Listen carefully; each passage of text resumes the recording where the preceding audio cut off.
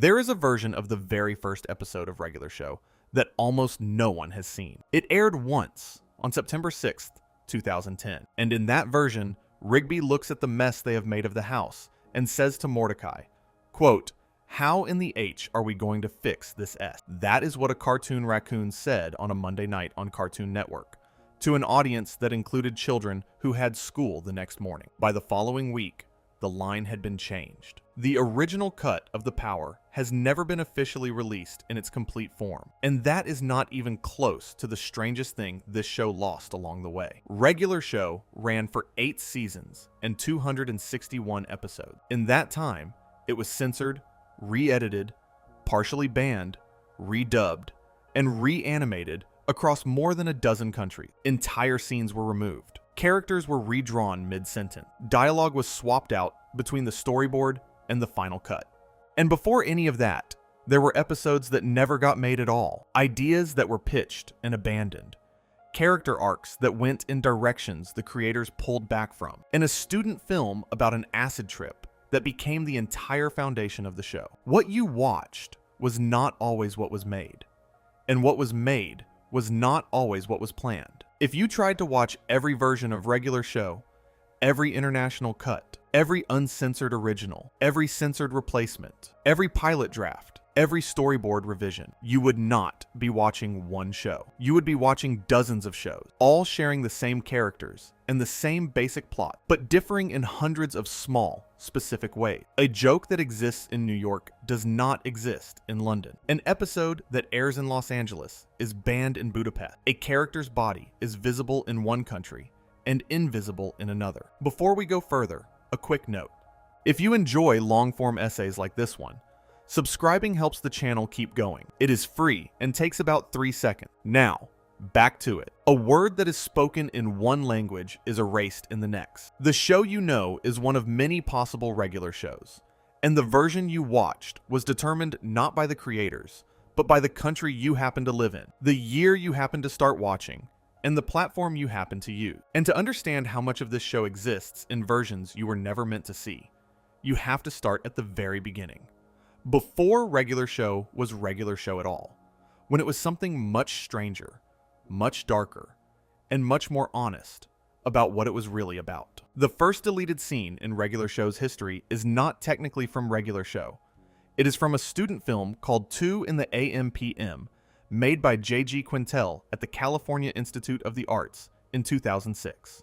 The short runs about 11 minutes and follows 2 gas station clerks on a late-night shift.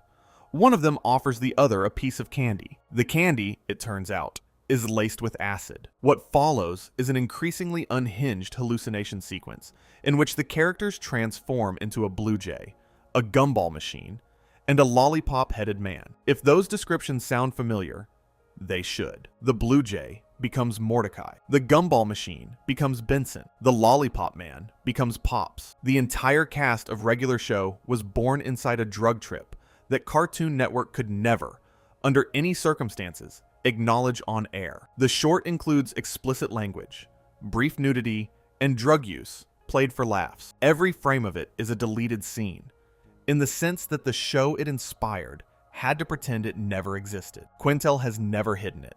It is freely available online. But the network never referenced it, never included it on any DVD, and never once mentioned that the characters your children loved began as hallucinations experienced by 2 stoned convenience store employees at 2 in the morning. The relationship between 2 in the AM/PM and Regular Show is one of the most unusual origin stories in animation history. Most children's shows do not begin as student films about recreational drug use. Most characters on Cartoon Network were not conceived as hallucination, but Mordecai, Benson, and Pops were. And the fact that the show had to pretend otherwise for 8 seasons created a permanent tension in its identity. Regular Show was always a show made by someone who started in adult animation and was working within the constraints of a children's network. The deleted adult origins are not just a footnote. They are the foundation. Every time the show pushed against its boundaries, every time a joke was a little too knowing or a situation was a little too real. It was the DNA of 2 in the AM PM asserting itself. The student film was deleted from the show's official history, but it was never deleted from the show's creative instinct. Quintel made the film as part of the 48-hour film project at CalArts, which required students to conceive, produce, and complete a short film in 2 days. The speed of the project gave it a raw, unfiltered quality that Quintel's later, more polished work would not replicate. The characters in 2 in the AM/PM behave with a looseness and unpredictability that the network version of those same characters could not afford. The deleted version of Mordecai, the one who exists in the acid trip, is funnier and stranger and less constrained than the Mordecai who eventually became a Cartoon Network star. The deletion of the student film from the show's lineage is the deletion of the character's truest, most unguarded self. The second piece of lost content comes from a year earlier. In 2005, Quintel made another CalArts short called The Naive Man from Lollyland. It runs about 5 minutes and follows a cheerful, innocent man who visits America for the first time and tries to pay for a meal with lollipops. That man is Pops. Not a version of Pops. Not a character who inspired Pop. It is Pops, drawn the same way, voiced the same way, behaving the same way. The short won 2 awards at the 2005 Nicktoons Film Festival, the Producer's Choice, and Student Animator categories. But when Regular Show premiered 5 years later, the show never acknowledged that Pops had an entire origin story already told in a different medium.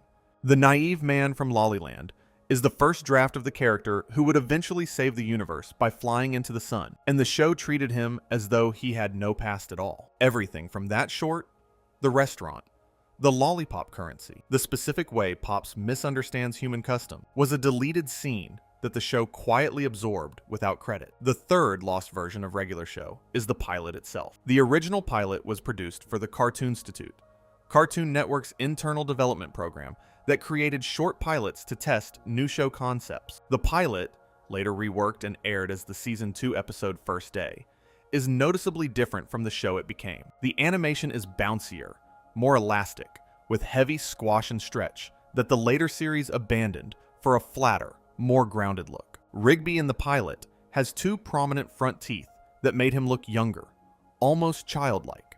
According to DVD commentary, the teeth were removed because they made him look too much like a little kid. His personality is different too. Pilot Rigby is sulky and moody rather than hyperactive. His mouth connects to his snout in several shots, a design choice that almost never appears in the finished series. Muscle Man and High Five Ghost appear only as silent cameos in the original cut. When the pilot was re-edited for its Season 2 broadcast, new scenes with them were added, dialogue was rewritten, and the pacing was tightened. The pilot that got Regular Show greenlit is not the episode that aired. The version that convinced Cartoon Network to make the show was deleted and replaced with something more polished. The differences between the pilot and the series are worth dwelling on because they reveal how much of Regular Show's identity was established not in the original vision, but in the revision.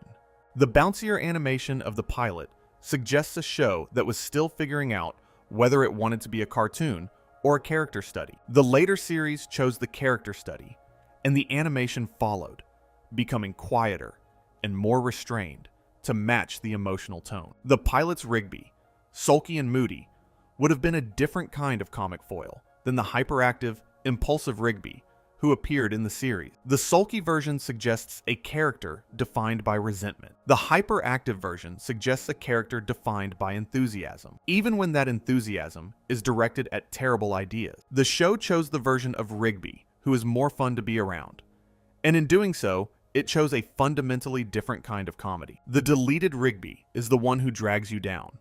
The surviving Rigby is the one who drags you into trouble, which is more entertaining and more forgivable. The Cartoonstitute program itself is a deleted scene of sorts.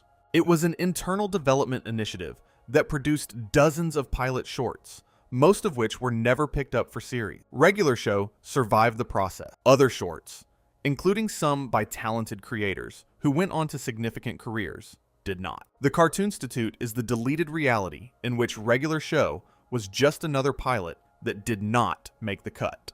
One more short in a development pipeline that discarded more ideas than it developed. The show's existence is contingent on a selection process that could easily have gone differently. The pilot that became regular show is the pilot that a small number of Cartoon Network executives decided was worth betting on. The deleted shows, the ones that competed alongside it and lost, are the roads not taken in Cartoon Network's animation history. The fourth deleted scene takes you back to the concept stage. Before regular show was about two slackers working as groundskeepers in a park. It was about two slackers working as zookeepers in a people zoo. Mordecai and Rigby would have been responsible for maintaining an exhibit of captive humans, observed by animal visitors. J.G. Quintel has admitted in interviews that this was, in his own words, a horrible idea. The entire concept was scrapped before any full episodes were produced, but the bones of it survive in the show's DNA. The dynamic between the main characters and their environment, the idea that ordinary people are the spectacle and the animals are the ones running things, flipped inside out and became the park. The deleted concept is still visible if you know where to look. Every time Mordecai and Rigby treat their workplace like a cage they are trying to escape, you are seeing the ghost of the People Zoo. The People Zoo concept also tells you something about where Quintel's mind was when he first conceived the show. The idea of animals observing captive humans is a satirical inversion, a joke about who is really being watched and who is really in control. That satirical impulse survived the transition to the park setting, but it became subtler. In the People Zoo, the joke would have been explicit. In the park, it is embedded in the show's structure. Mordecai and Rigby are technically free, but they are also trapped in a job they cannot leave. Supervised by a boss who monitors their every move, surrounded by coworkers they did not choose, and subject to rules they did not make. The park is a zoo without bars, and the deleted concept is the version that admitted it. Quintel has never expressed regret about abandoning the People Zoo. He seems to genuinely believe it was a terrible idea. But terrible ideas that are abandoned at the right time sometimes leave their best elements behind. The relationship dynamics of the People Zoo, the power imbalance between the watchers and the watched, the comedy of confinement, the absurdity of routine, all of these ideas transferred cleanly to the park setting. The deleted concept was terrible as a show. As a creative exercise that produced the themes and dynamics of a better show, it was invaluable. The People Zoo is the scaffolding that was removed after the building was complete. You cannot see it anymore, but the building would not stand without it. The fifth piece of cut content involves a character who almost looked completely different. Margaret, the Red Robin who becomes Mordecai's primary love interest in the first 4 seasons, was originally designed without clothes. Like Mordecai, she was going to be a bird character who simply existed as a bird, with no clothing to signal her humanity.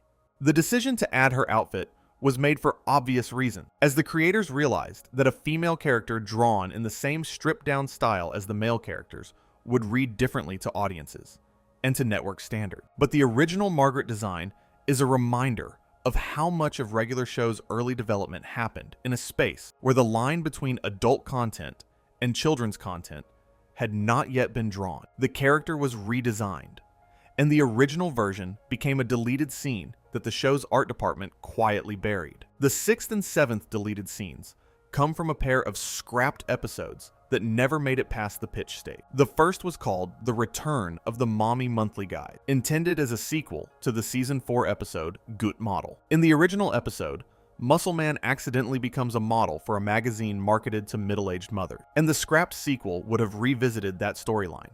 The second was called Hamburgoo, centered on a hamburger and hot dog food truck.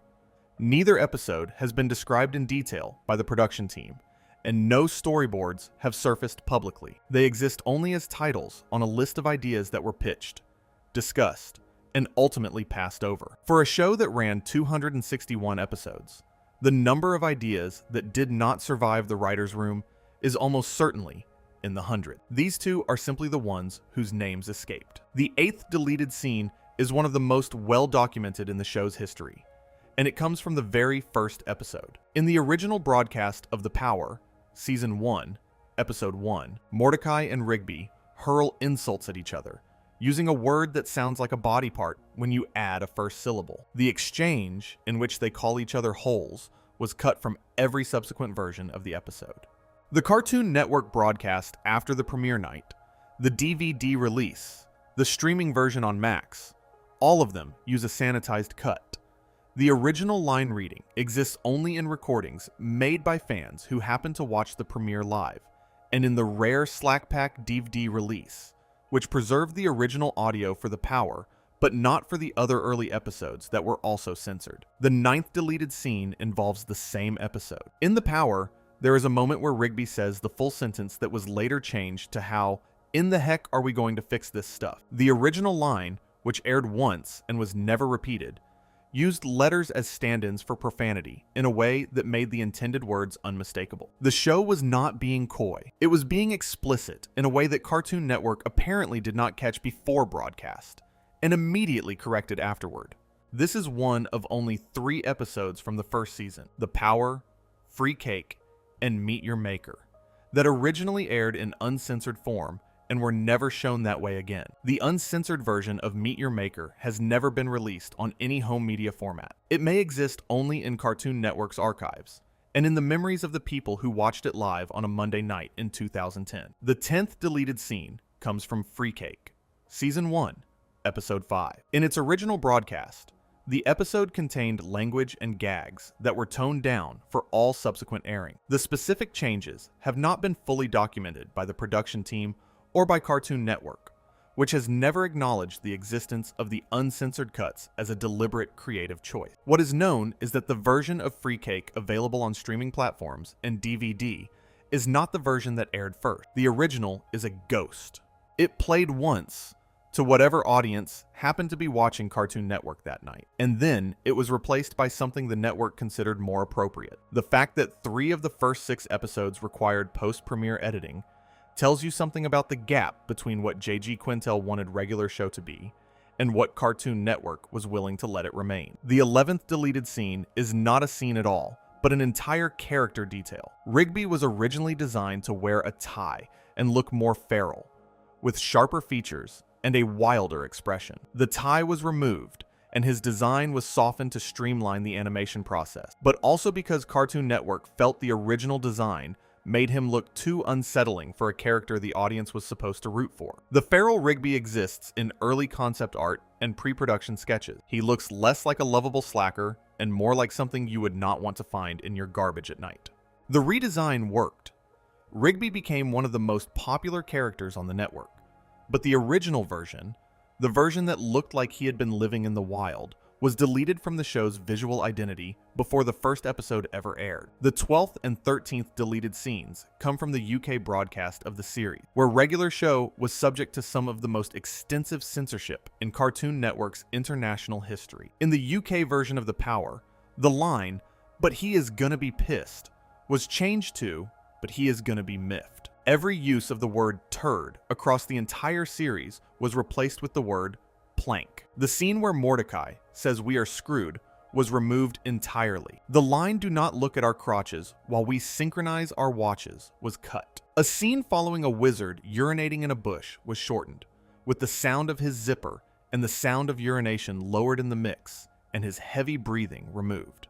These are not obscure background details. These are lines and moments that shaped the tone of the show, and in the UK, they simply did not exist. British viewers watched a version of regular show that was measurably less crude, less sharp, and less willing to acknowledge that its characters had bodies that did things bodies do. The UK censorship of regular show is worth examining in detail, because it represents the most systematic and thorough alteration of the show in any single market. Unlike the Asia-Pacific bans, which simply removed entire episodes, the UK approach was surgical. Individual lines were targeted, rewritten, and re-recorded. Individual shots were reframed or replaced. The censors worked through each episode with a level of attention that suggests they were watching the show closely, carefully, and with a specific vision of what it should be. That vision was of a show that was funny without being crude, energetic without being violent, and relatable without being too honest about the messy realities of young adult life. The UK regular show is a show that has been groomed for politeness. It says miffed instead of piss. It says plank instead of turd. It avoids references to bodily function, romantic intimacy, and the kind of casual vulgarity that defines how young men actually talk to each other. The deleted UK content is the show's authentic voice, and the replacement is a carefully constructed imitation that sounds almost right, but is never quite honest. What makes the UK censorship particularly instructive is that it became stricter over time. Content that was acceptable in the first few seasons was flagged and altered in later seasons. The standards evolved as the show aged, which meant that the rules governing what the characters could say and do were not consistent across the series.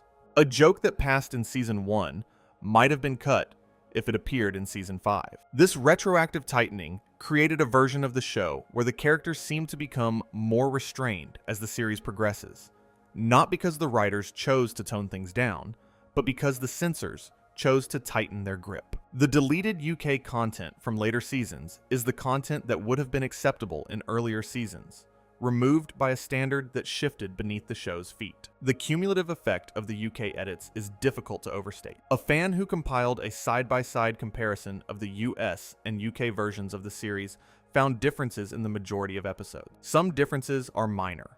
A word changed here, a reaction shot trimmed there. Others are substantial, removing entire jokes, altering character dynamic, and changing the emotional tone of key scenes. The compiled differences, documented in fan wikis and YouTube comparison videos, represent hundreds of individual edits across 8 seasons. If you assembled all the deleted UK content into a single reel, it would run for hours. It is not a small amount of missing material. It is an entire layer of the show, peeled away and discarded by a broadcast standards department that believed it knew what British children should not see. The 14th deleted scene is one of the most visually striking cuts in the show's history. In the episode featuring the Coffee Bean character, there is a moment in the original version where the bean squeezes coffee from his chest into Mordecai and Rigby's mouth. The imagery is exactly as strange as it sounds. It was cut from the UK broadcast and from several other international versions, but it aired unedited in the United States.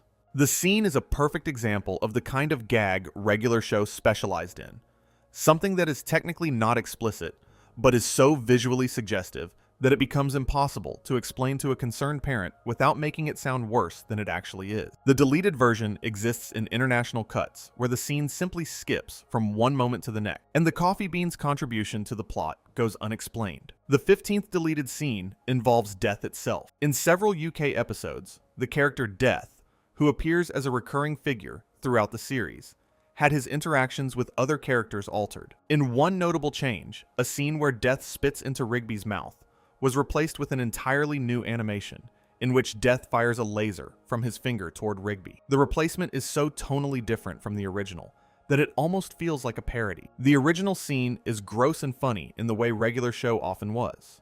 The replacement is clean and generic in a way regular show almost never was. The UK censors did not just remove content, they replaced it with content that belonged to a different show entirely. The 16th deleted scene takes you to a holiday special. The Christmas special, which aired during Season 4, features the villain Quilgan attacking Santa Claus. In the original version, Quilgan shoots Santa with a pistol. The scene plays out with genuine tension. Santa falls, and subsequent shots show bullet holes in his shirt. In the UK version, the shooting is removed entirely. Every shot of Santa's damaged shirt is replaced with alternate animation showing a clean, undamaged shirt. Santa's line about being shot at and falling 3,500 feet is also cut. The UK Christmas special is a version of the episode where Santa is attacked by a villain but never visibly harmed, which rather undercuts the stakes of the entire plot. The deleted version, the one with the gun and the bullet holes, is the version the creators intended. The version that aired in the UK is the version the censors invented. The 17th through 20th deleted scenes involve the most controversial episode in the show's international history. The Unicorns Have Got to Go, Season 1, Episode 8, has never aired in Hungary, Poland, or Romania. The episode is outright banned in those countries due to what regulators described as extreme violence, crime, death, and sexual innuendo. In versions that did air internationally, specific cuts were made. Flashback scenes showing the unicorns interacting with women were removed. A scene in which unicorns fart in Rigby's face 6 times was shortened to 2 times. A line from Master Prank Caller about the physical consequences of being pranked was cut entirely. The episode is, by the standards of the show, not especially extreme, It involves Mordecai buying a group of Dudebro unicorns to impress Margaret, and the unicorns turn out to be obnoxious and destructive. But the combination of implied sexual behavior, toilet humor, and cartoonish violence was enough to make it the most geographically restricted episode in the show's run. There are countries where this episode simply does not exist. If you grew up watching Regular Show in Eastern Europe, you have never seen it. The banning of the unicorns have got to go raises a question about cultural context that runs through the entire history of Regular Show's international censorship. The episode, which deals with peer pressure, toxic masculinity, and the desire to impress a romantic interest, is recognizable to American audiences as a satire of a specific type of young male behavior. The Dudebro unicorns are parodies of a cultural archetype that American viewers understand immediately. But in Hungary, Poland, and Romania, the cultural context is different.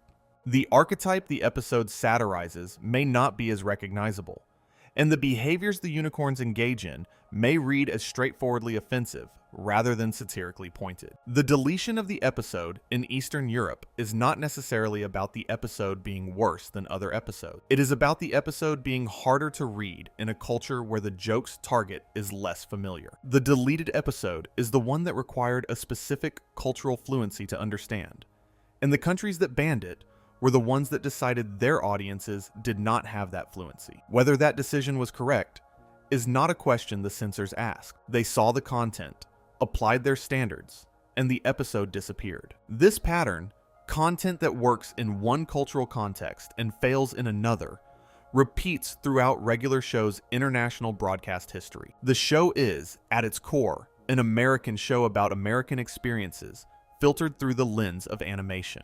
Its humor references American pop culture, American workplace dynamics, American dating customs, and American attitudes toward authority. When those references translate easily, the show works internationally.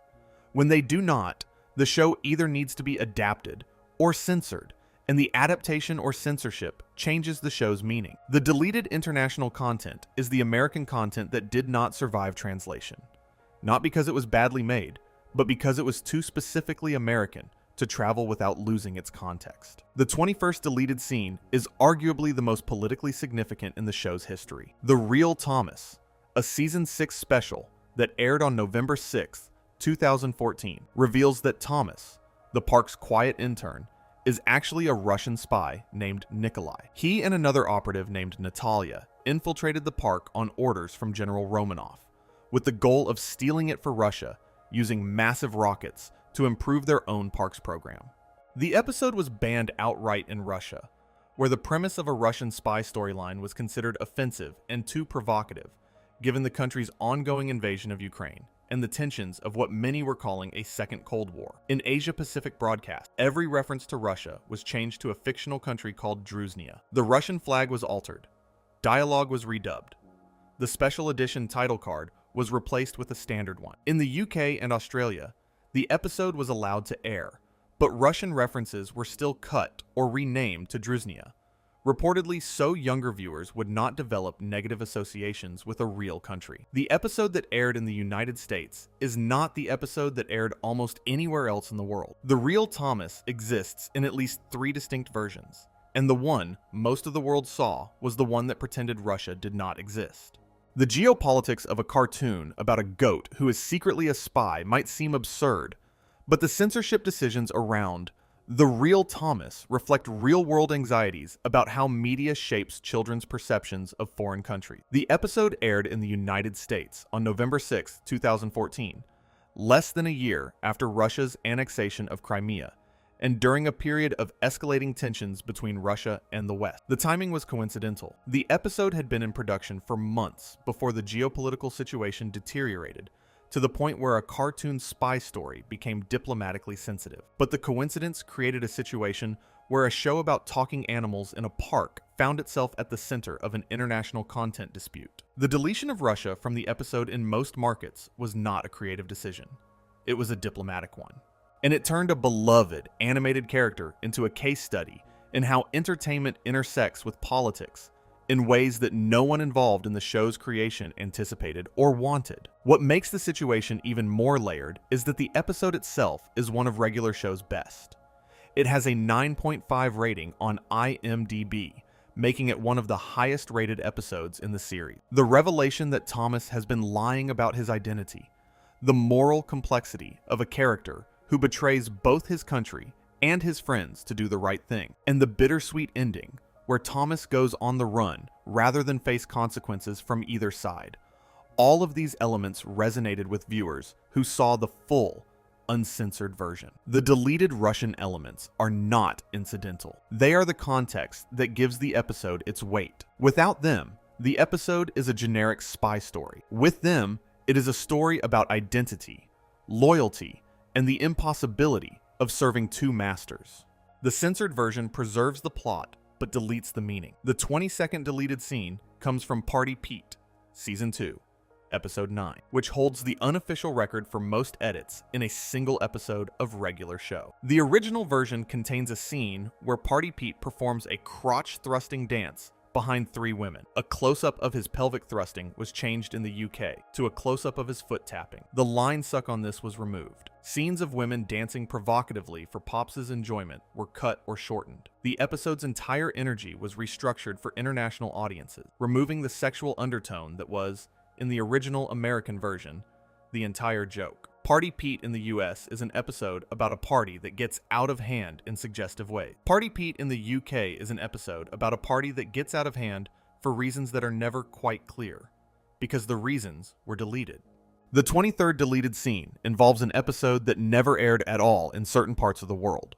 Brain Eraser, Season 2, Episode 10, was refused broadcast by Cartoon Network Asia Pacific. The episode, in which Mordecai accidentally sees Pops naked and cannot get the image out of his head, contains what regulators described as a high amount of sexual references and seizure-inducing visual effects. The entire episode is a deleted scene for viewers in the Asia Pacific region. It does not exist in their version of the show's history. If you watched regular show in Southeast Asia, Season 2 has a gap where Brain Eraser should be, and nothing in the surrounding episodes explains what is missing. The 24th and 25th deleted scenes involve the show's handling of a word that Cartoon Network apparently found more dangerous than cartoon violence. Across the entire UK run of regular show, the word crap was systematically replaced with crud.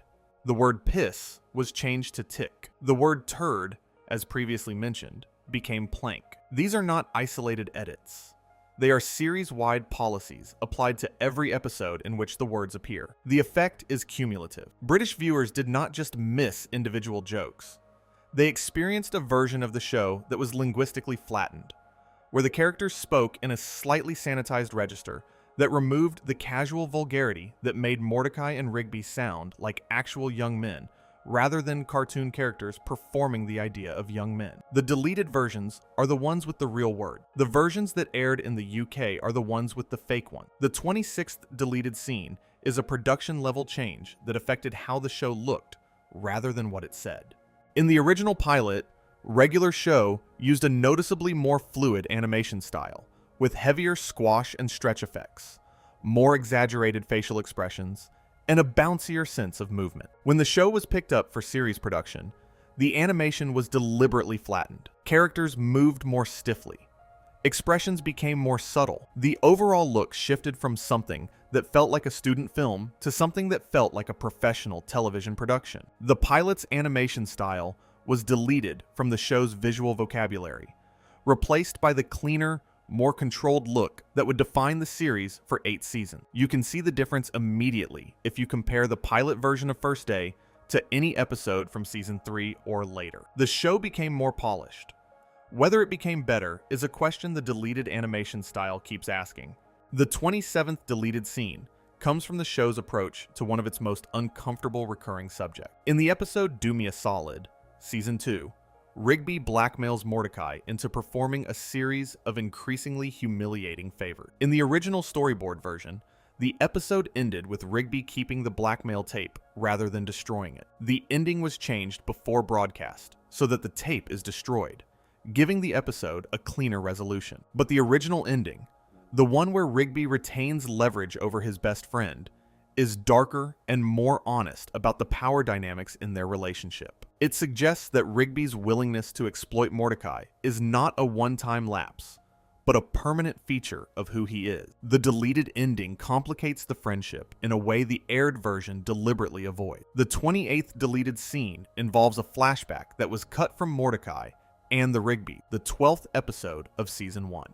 In the original storyboard, Mordecai and Rigby ask Benson why there are instruments in the garage, and Benson has a flashback to his days as a hippie. The flashback was removed before animation, and the instruments are never explained in the aired episode. The deleted scene would have given Benson an entirely different backstory, one rooted in counterculture rather than the buttoned-up management persona the show eventually built for him. It also would have been the first time the show acknowledged that Benson had a life before the park, a thread the series would not seriously pick up for several more seasons. The hippie flashback is a deleted scene that, had it survived, might have changed the trajectory of one of the show's most important characters. Benson is one of the most interesting characters in regular show precisely because his past is revealed gradually and incompletely. The show tells you that he was a competitive stick hockey player.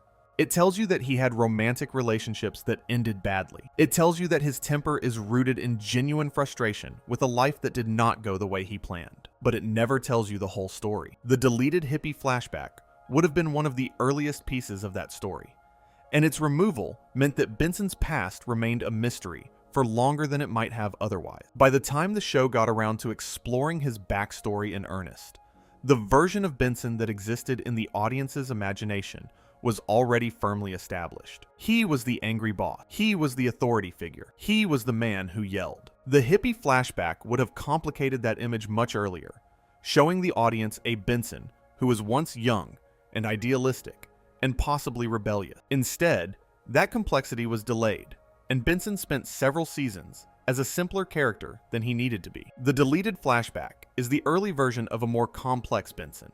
Its absence is the reason the complex Benson took so long to arrive. The 29th deleted scene comes from Skips Strikes, a Season 2 episode centered on a bowling competition. In the original version, Skips was supposed to have a different secret from the one that aired. His original secret involved being friends with a group called the Magic Element, a concept that was replaced before animation with a different revelation. The specifics of the Magic Element storyline have not been detailed publicly, but the fact that it was pitched and pulled suggests that the writers were still figuring out the boundaries of Skips' mythology early in the show's run. The version of Skips who knows the magic elements is a deleted character, a variation of the immortal Yeti who lives in a slightly different universe than the one you watched. The 30th deleted scene is not from a single episode, but from the show's entire approach to its own mythology, JG.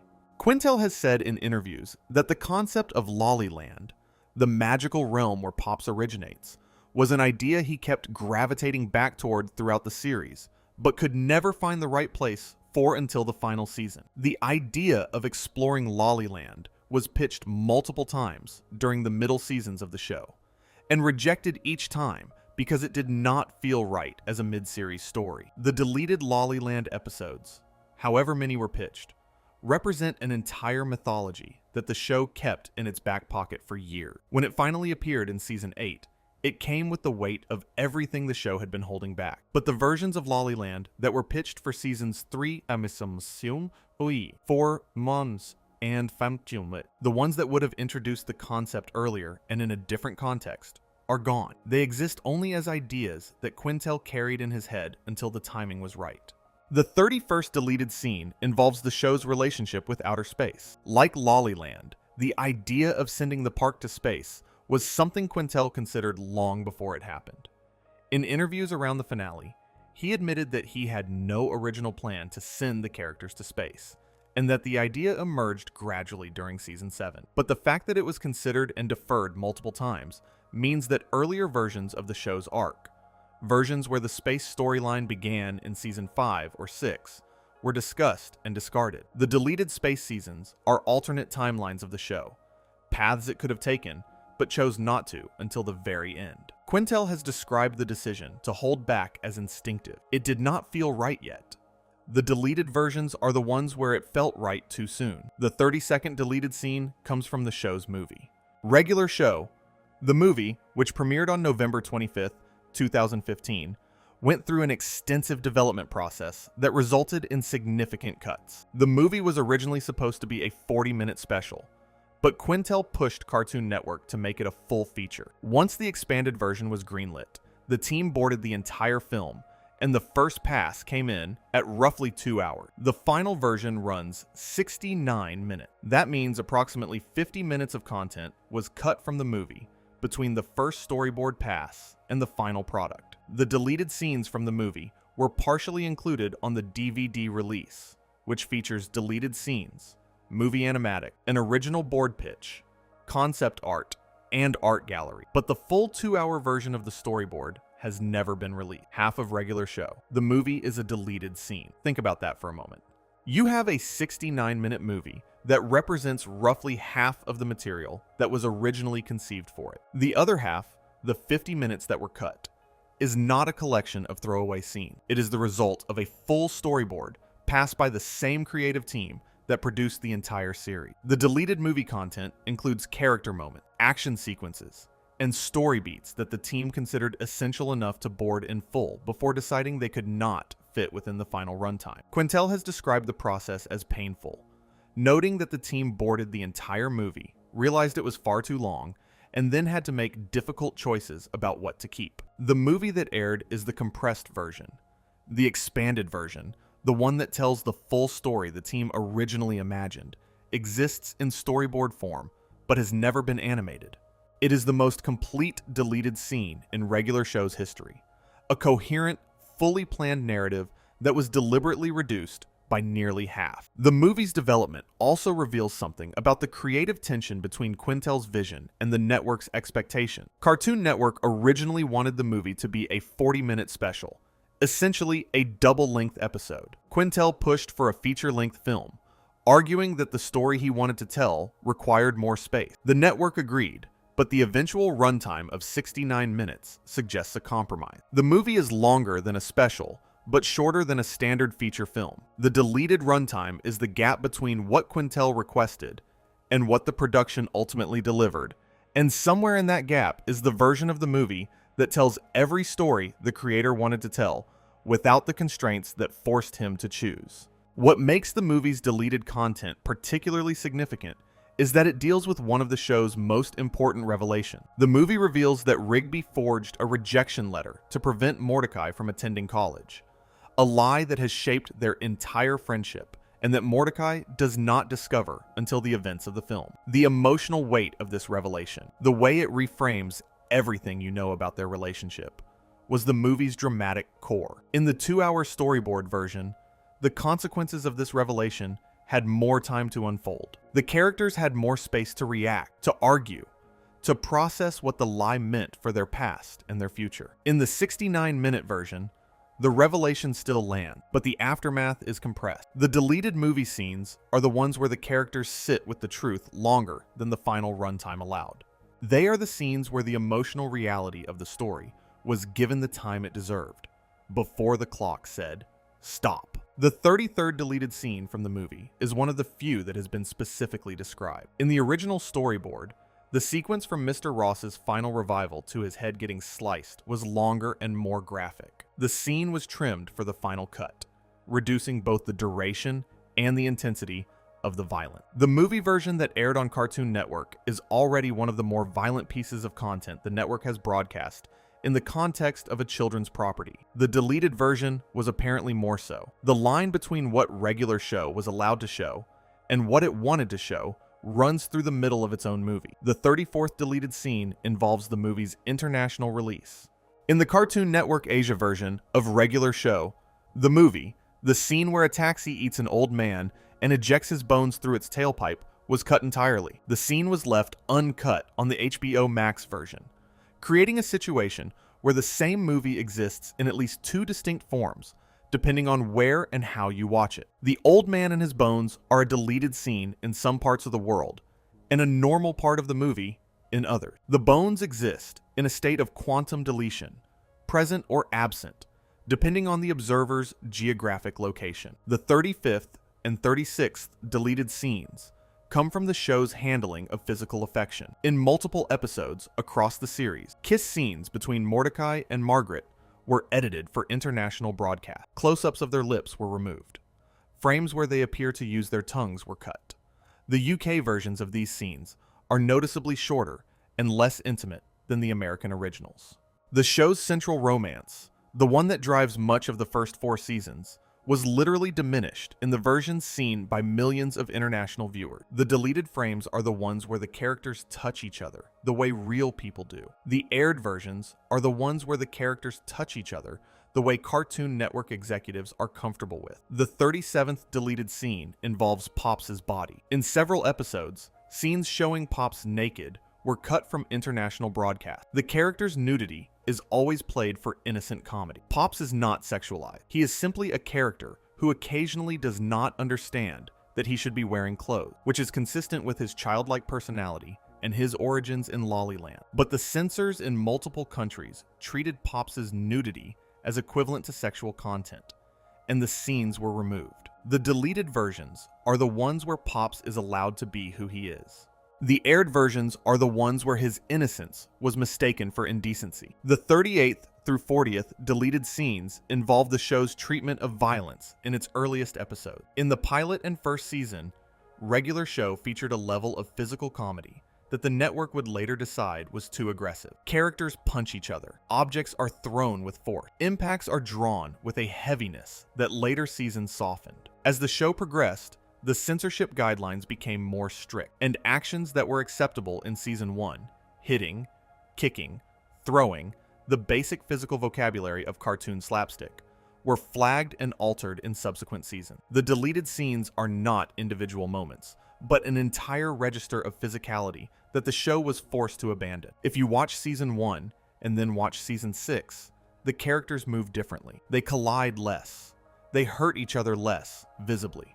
The violence was deleted, not in a single edit, but gradually, across years, until the show's body language had been completely rewritten. The 41st deleted scene is a structural one. In the early seasons, Regular Show used toilet humor, with a freedom that later seasons were not permitted. References to bodily functions, bathroom jokes, and crude physical comedy were common in seasons 1 and 2, and gradually disappeared as the network tightened its standard. The deleted toilet humor is not missed by most viewers, but its absence changed the show's identity. Early Regular Show was willing to be disgusting in the same way that its characters were willing to be lazy. The crudeness was part of the honesty. When it was deleted, the show became cleaner, but it also became slightly less willing to acknowledge that its characters were physical beings who existed in physical bodies. The 42nd deleted scene comes from the show's sound design. In several episodes, the UK broadcast altered not just dialogue and animation, but the audio mix itself. Sound effects associated with violence, impact sounds, crash effects, the sharp crack of a punch landing were lowered or removed. In the wizard urination scene from the first season, the sound of a zipper opening and the sound of liquid were lowered in the mix, and the character's heavy breathing was removed entirely. The deleted audio is the sonic texture of the show, the layer of sound that made its world feel physical and present. Without it, the UK version of Regular Show exists in a slightly quieter, slightly less embodied universe. The 43rd deleted scene involves a line of dialogue that reveals how much the show's censorship varied by region. In one episode, the line "Your father is always thinking with his chopper" was changed for the UK broadcast to "Your father is always thinking with his helicopter." The original line is a double entendre. The replacement is a statement about aviation. The joke is not just removed, but replaced with something that has no comedic function at all. A sentence that means nothing and goes nowhere. The deleted version is funny. The replacement is furniture. This is the pattern of UK censorship throughout the series. It does not just remove content.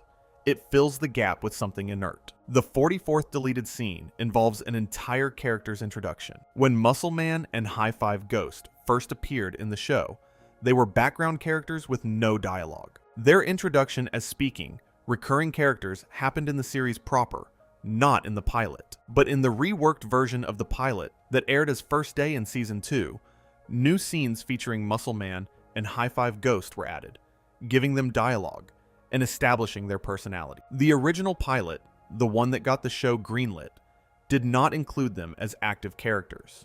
Their entire introduction is a retroactive addition, a scene that was inserted into a story that originally did not need them. The deleted version of the pilot is the one where Muscle Man does not exist yet, and the show is a smaller, quieter story about two friends starting a new job.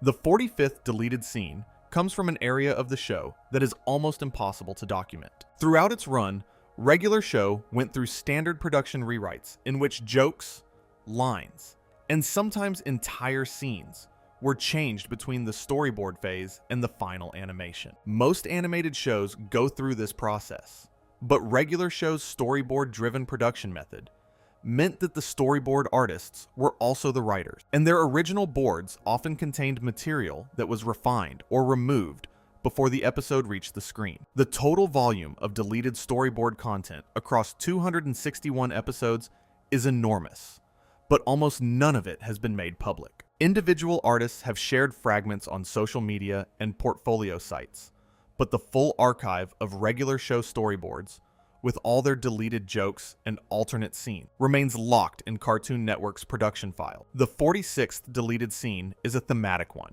Regular Show, particularly in its first 3 seasons, operated with a level of self-awareness about adult behavior that the network periodically pushed back again. Episodes about party, drinking culture, irresponsible behavior, and the consequences of living without direction were core to the show's identity. But specific references to alcohol, substance use, and the more explicit aspects of party culture were consistently softened or removed. The show was always about being young and making mistakes, but the most honest depictions of what those mistakes looked like were often the first things to be deleted. You can feel the absence in episodes where characters attend parties that seem to have no drink, or where the morning after consequences of a wild night are described in terms vague enough to satisfy a broadcast standards review. The 47th deleted scene involves the show's Latin American broadcast, which had its own distinct set of edits. In Latin America, Regular Show was censored primarily for sexual references, close to profanity language, and violent. The word crap was replaced. Suggestive physical comedy was trimmed. References to death were softened. The Latin American version of the show is its own distinct object, different from both the American original and the UK version. Viewers in Mexico City, Buenos Aires, and Bogota watched a show that shared the same plot and characters as the American version, but existed in a slightly different moral universe, one where the boundaries of acceptable behavior were drawn in different places by different hands. The 48th deleted scene comes from the show's Australian broadcast. Cartoon Network Australia censored Regular Show with a focus on making it accessible to viewers aged 7 and 8, which is younger than the show's intended American audience of 9 to 14. The Australian edits are less extensive than the UK ones, but follow a similar philosophy. Violence is softened. Language is cleaned. Suggestive content is trimmed. The Australian Regular Show is the youngest version of the show, the one most aggressively adapted for the smallest possible viewers. The deleted content is everything that reminded audiences the characters were not children. The 49th deleted scene involves Turkey. Cartoon Network Turkey applied its own censorship standards to Regular Show, resulting in a version of the show that reflects the country's specific broadcast regulation. The Turkish edits have been less thoroughly documented than the UK or Australian version, but they follow the same general pattern. Content deemed too violent, too crude, or too suggestive was removed or altered. The Turkish Regular Show is another parallel version of the show, another universe where the same characters lead slightly different lives, because the rules governing their behavior are set by a different country's understanding of what children should see. The 50th deleted scene brings you to what might be the strangest category of all. Across its international run, Regular Show accumulated dozens of small, almost invisible edits that altered the show's visual landscape without changing its plot. Text on signs was digitally removed. Brand names were painted over. The word McCooligans was erased from the front of a restaurant in one episode, and the scene was restructured so the episode begins inside the restaurant, rather than showing the characters approach it from outside. These edits serve no narrative purpose. They do not protect children from violence or language. They exist because of trademark concern, legal disputes, or standards that have nothing to do with the story being told. The deleted text is the most mundane kind of deleted scene, the kind where the show loses not a joke or a character moment, but a word on a wall that someone in a legal department decided should not be there.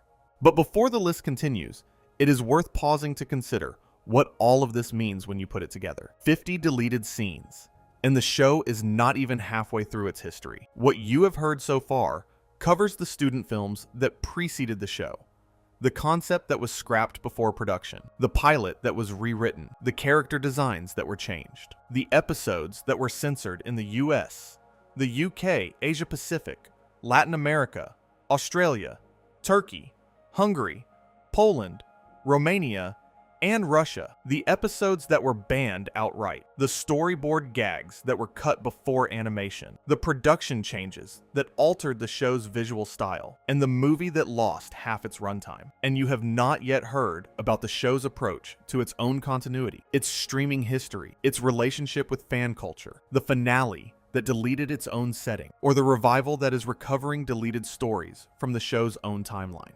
The sheer volume of what was removed, altered, or never made is staggering when you consider that Regular Show is, by most measures, a modestly successful animated comedy about a blue jay and a raccoon who work in a park. It is not a prestige drama with a tortured production history. It is not a controversial film that was re-edited by a studio. It is a cartoon that aired on a network for children, and it has one of the most extensive deletion histories in television animation. That tells you something about what the show was trying to do and what it was not allowed to do. The gap between those two things is the space where the deleted scenes live. There's another dimension to the deletion that is worth understanding. When a scene is cut from a live-action film, the deleted footage usually survives in some form. It was shot on a set, recorded by cameras, and stored in a production archive. When a scene is cut from an animated show, the situation is different.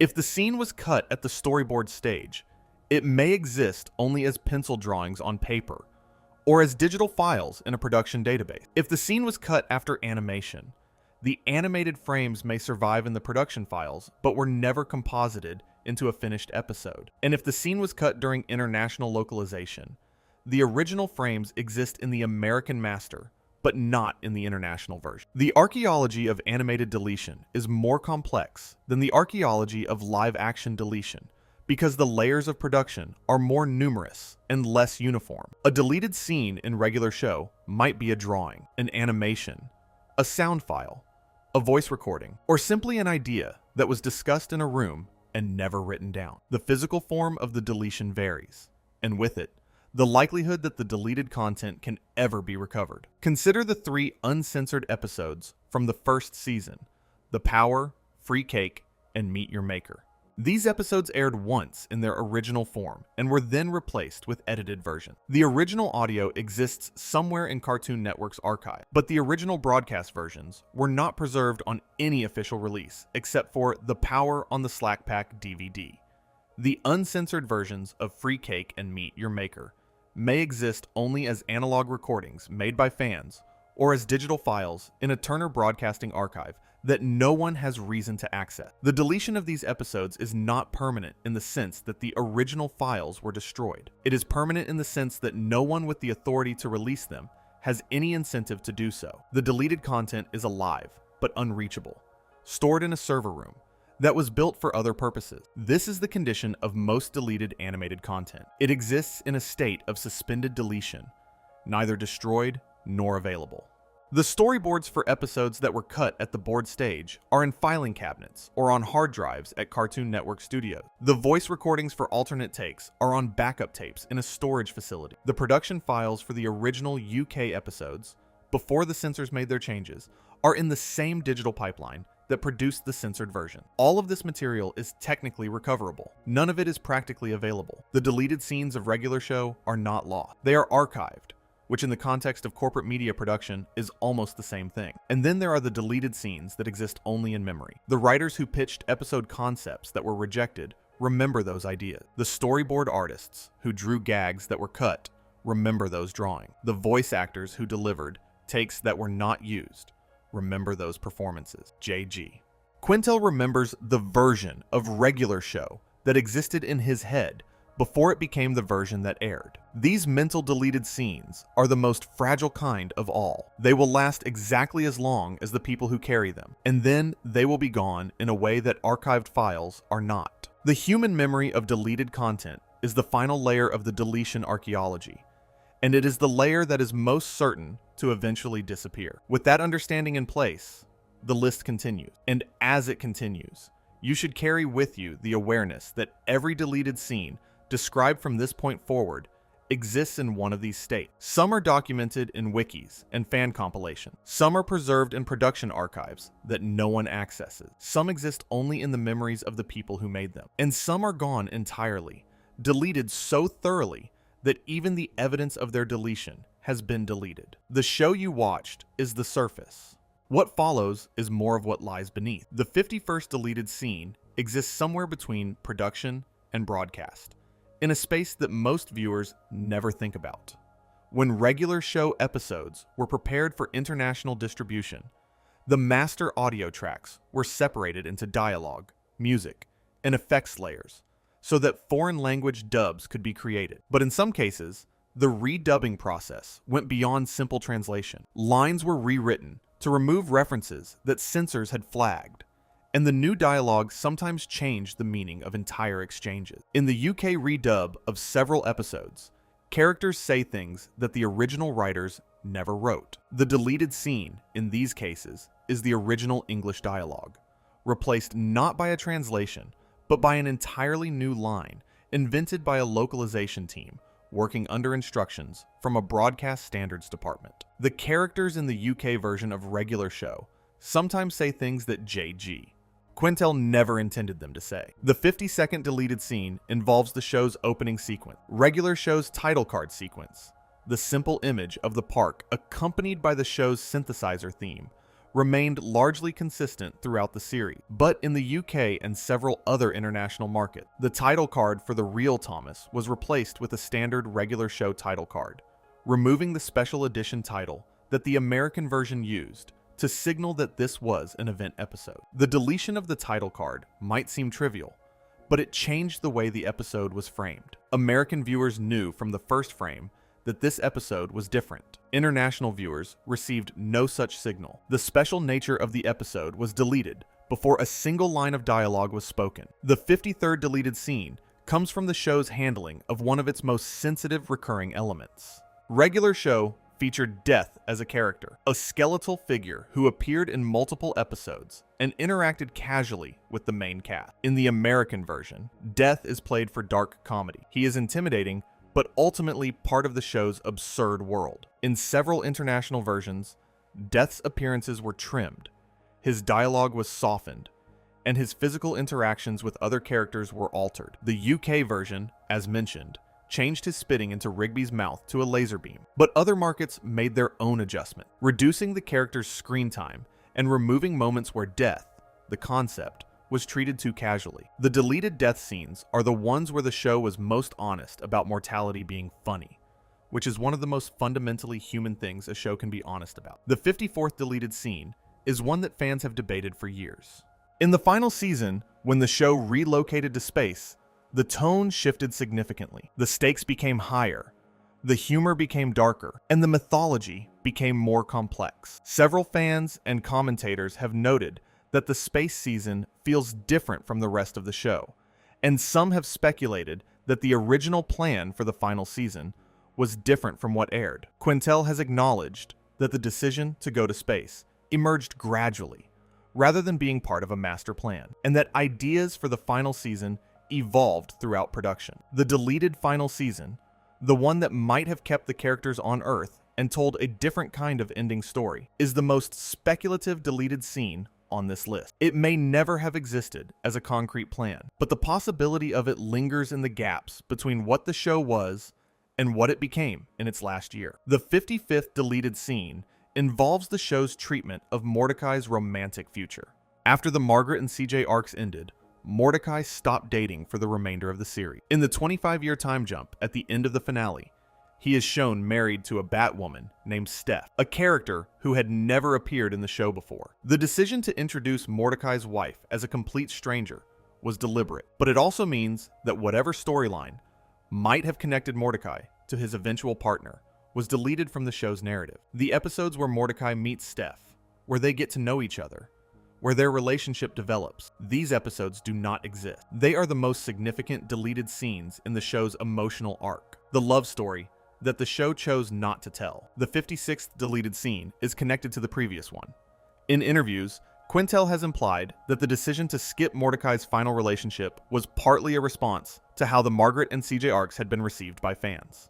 The romantic storylines had generated significant debate and, in some cases, backlash. By cutting the third romance entirely and jumping to the end result, the show avoided another cycle of fan argument. But it also deleted an entire chapter of its protagonist's life. The Mordecai who falls in love with Steph is a character you never get to meet. He exists only in the gap between the last regular episode and the time jump. His story is a deleted scene that the show chose not to film. This creative deletion is one of the most debated decisions in the show's history. Some fans feel that skipping Mordecai's final romance was a missed opportunity, that the show owed its protagonist a complete love story after investing 4 seasons in his failed relationships. Others argue that the skip was the most mature choice the show could have made, acknowledging that not every story needs to be told, and that some things are better left to the audience's imagination.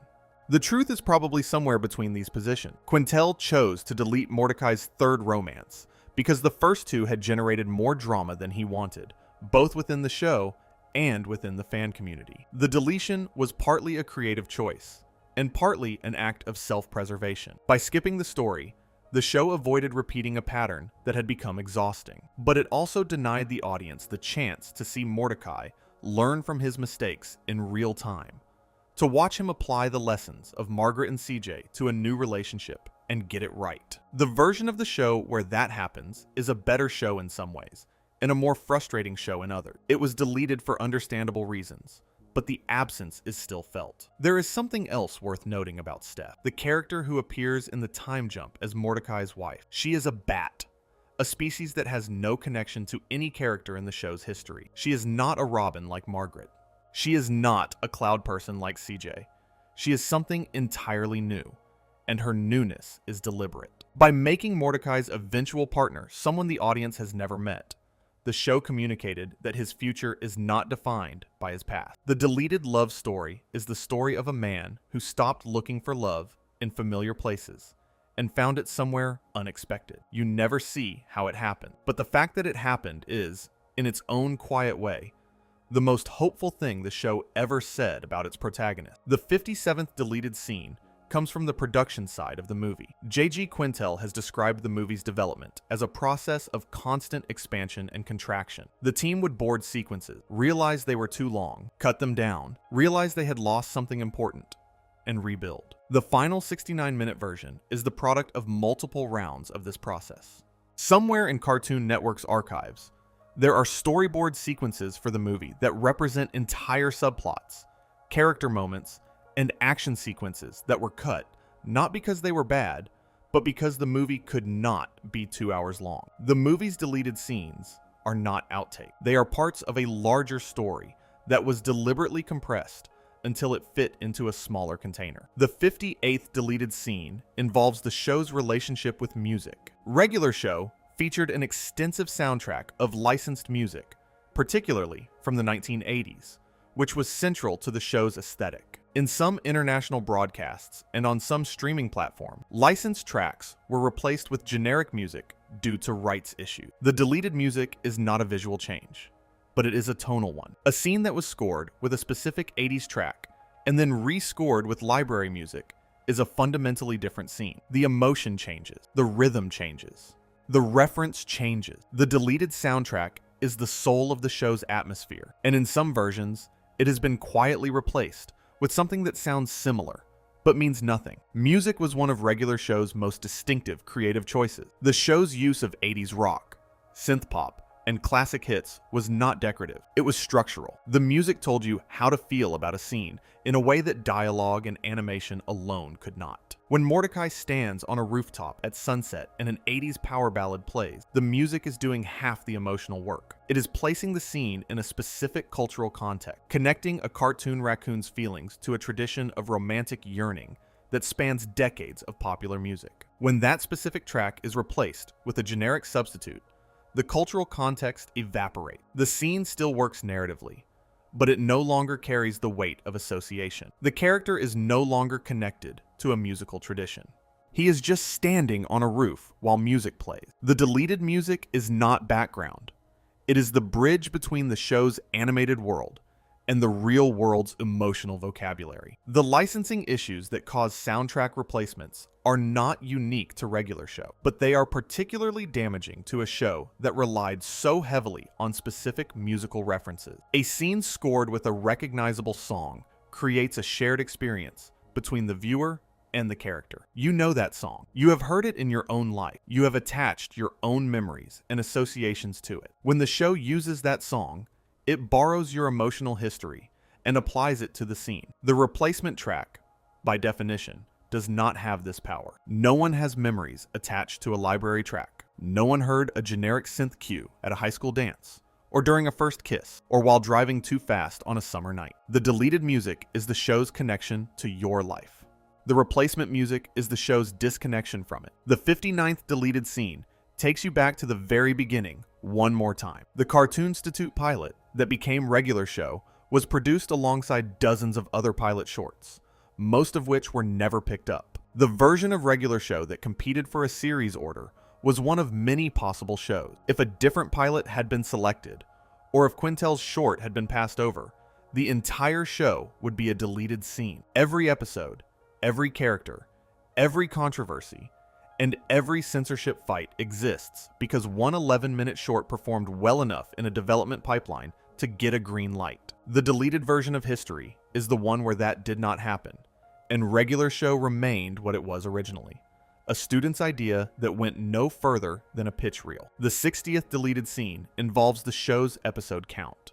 Regular Show was initially picked up for short seasons, and Quintel has described the process of negotiating episode orders with Cartoon Network as ongoing throughout the show's run. Each season pickup came with a specific number of episodes, and the number changed over time. Season 7 received fewer episodes than previous seasons, which is when Quintel began planning the ending. The deleted episodes of Regular Show are the ones that would have existed in a longer Season 7, or a differently structured Season 8. Stories that were never written because the budget said, stop. The show ended not because it ran out of ideas, but because it ran out of episodes. The deleted content is everything the creators would have made if the number had been higher. The 61st deleted scene is about timing.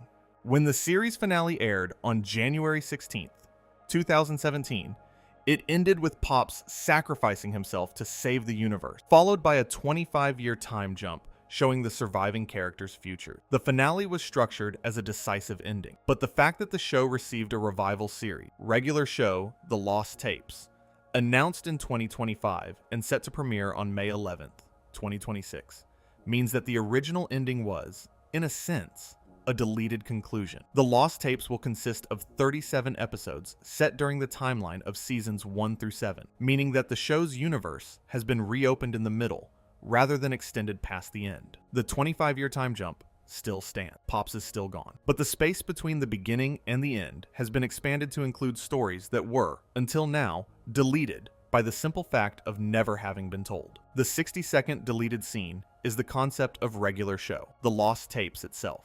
The revival's title explicitly frames its new episodes as lost content, adventures that happened during the original run but were never shown. This is the show acknowledging that its own history contains gaps, that Mordecai and Rigby's lives between the first episode and the last included events that the original 261 episodes did not cover. Every new episode of The Lost Tapes is, by the show's own framing, a deleted scene that has been recovered. The show is reaching into its own past and pulling out stories that were always there but never filmed. It is the most ambitious act of deletion reversal in the show's history, and it is not even aired yet. The Lost Tapes also raises a question that no other revival series has had to confront in quite this way. If the new episodes are set during the timeline of the original series, then the events they depict were always happening, but were never shown.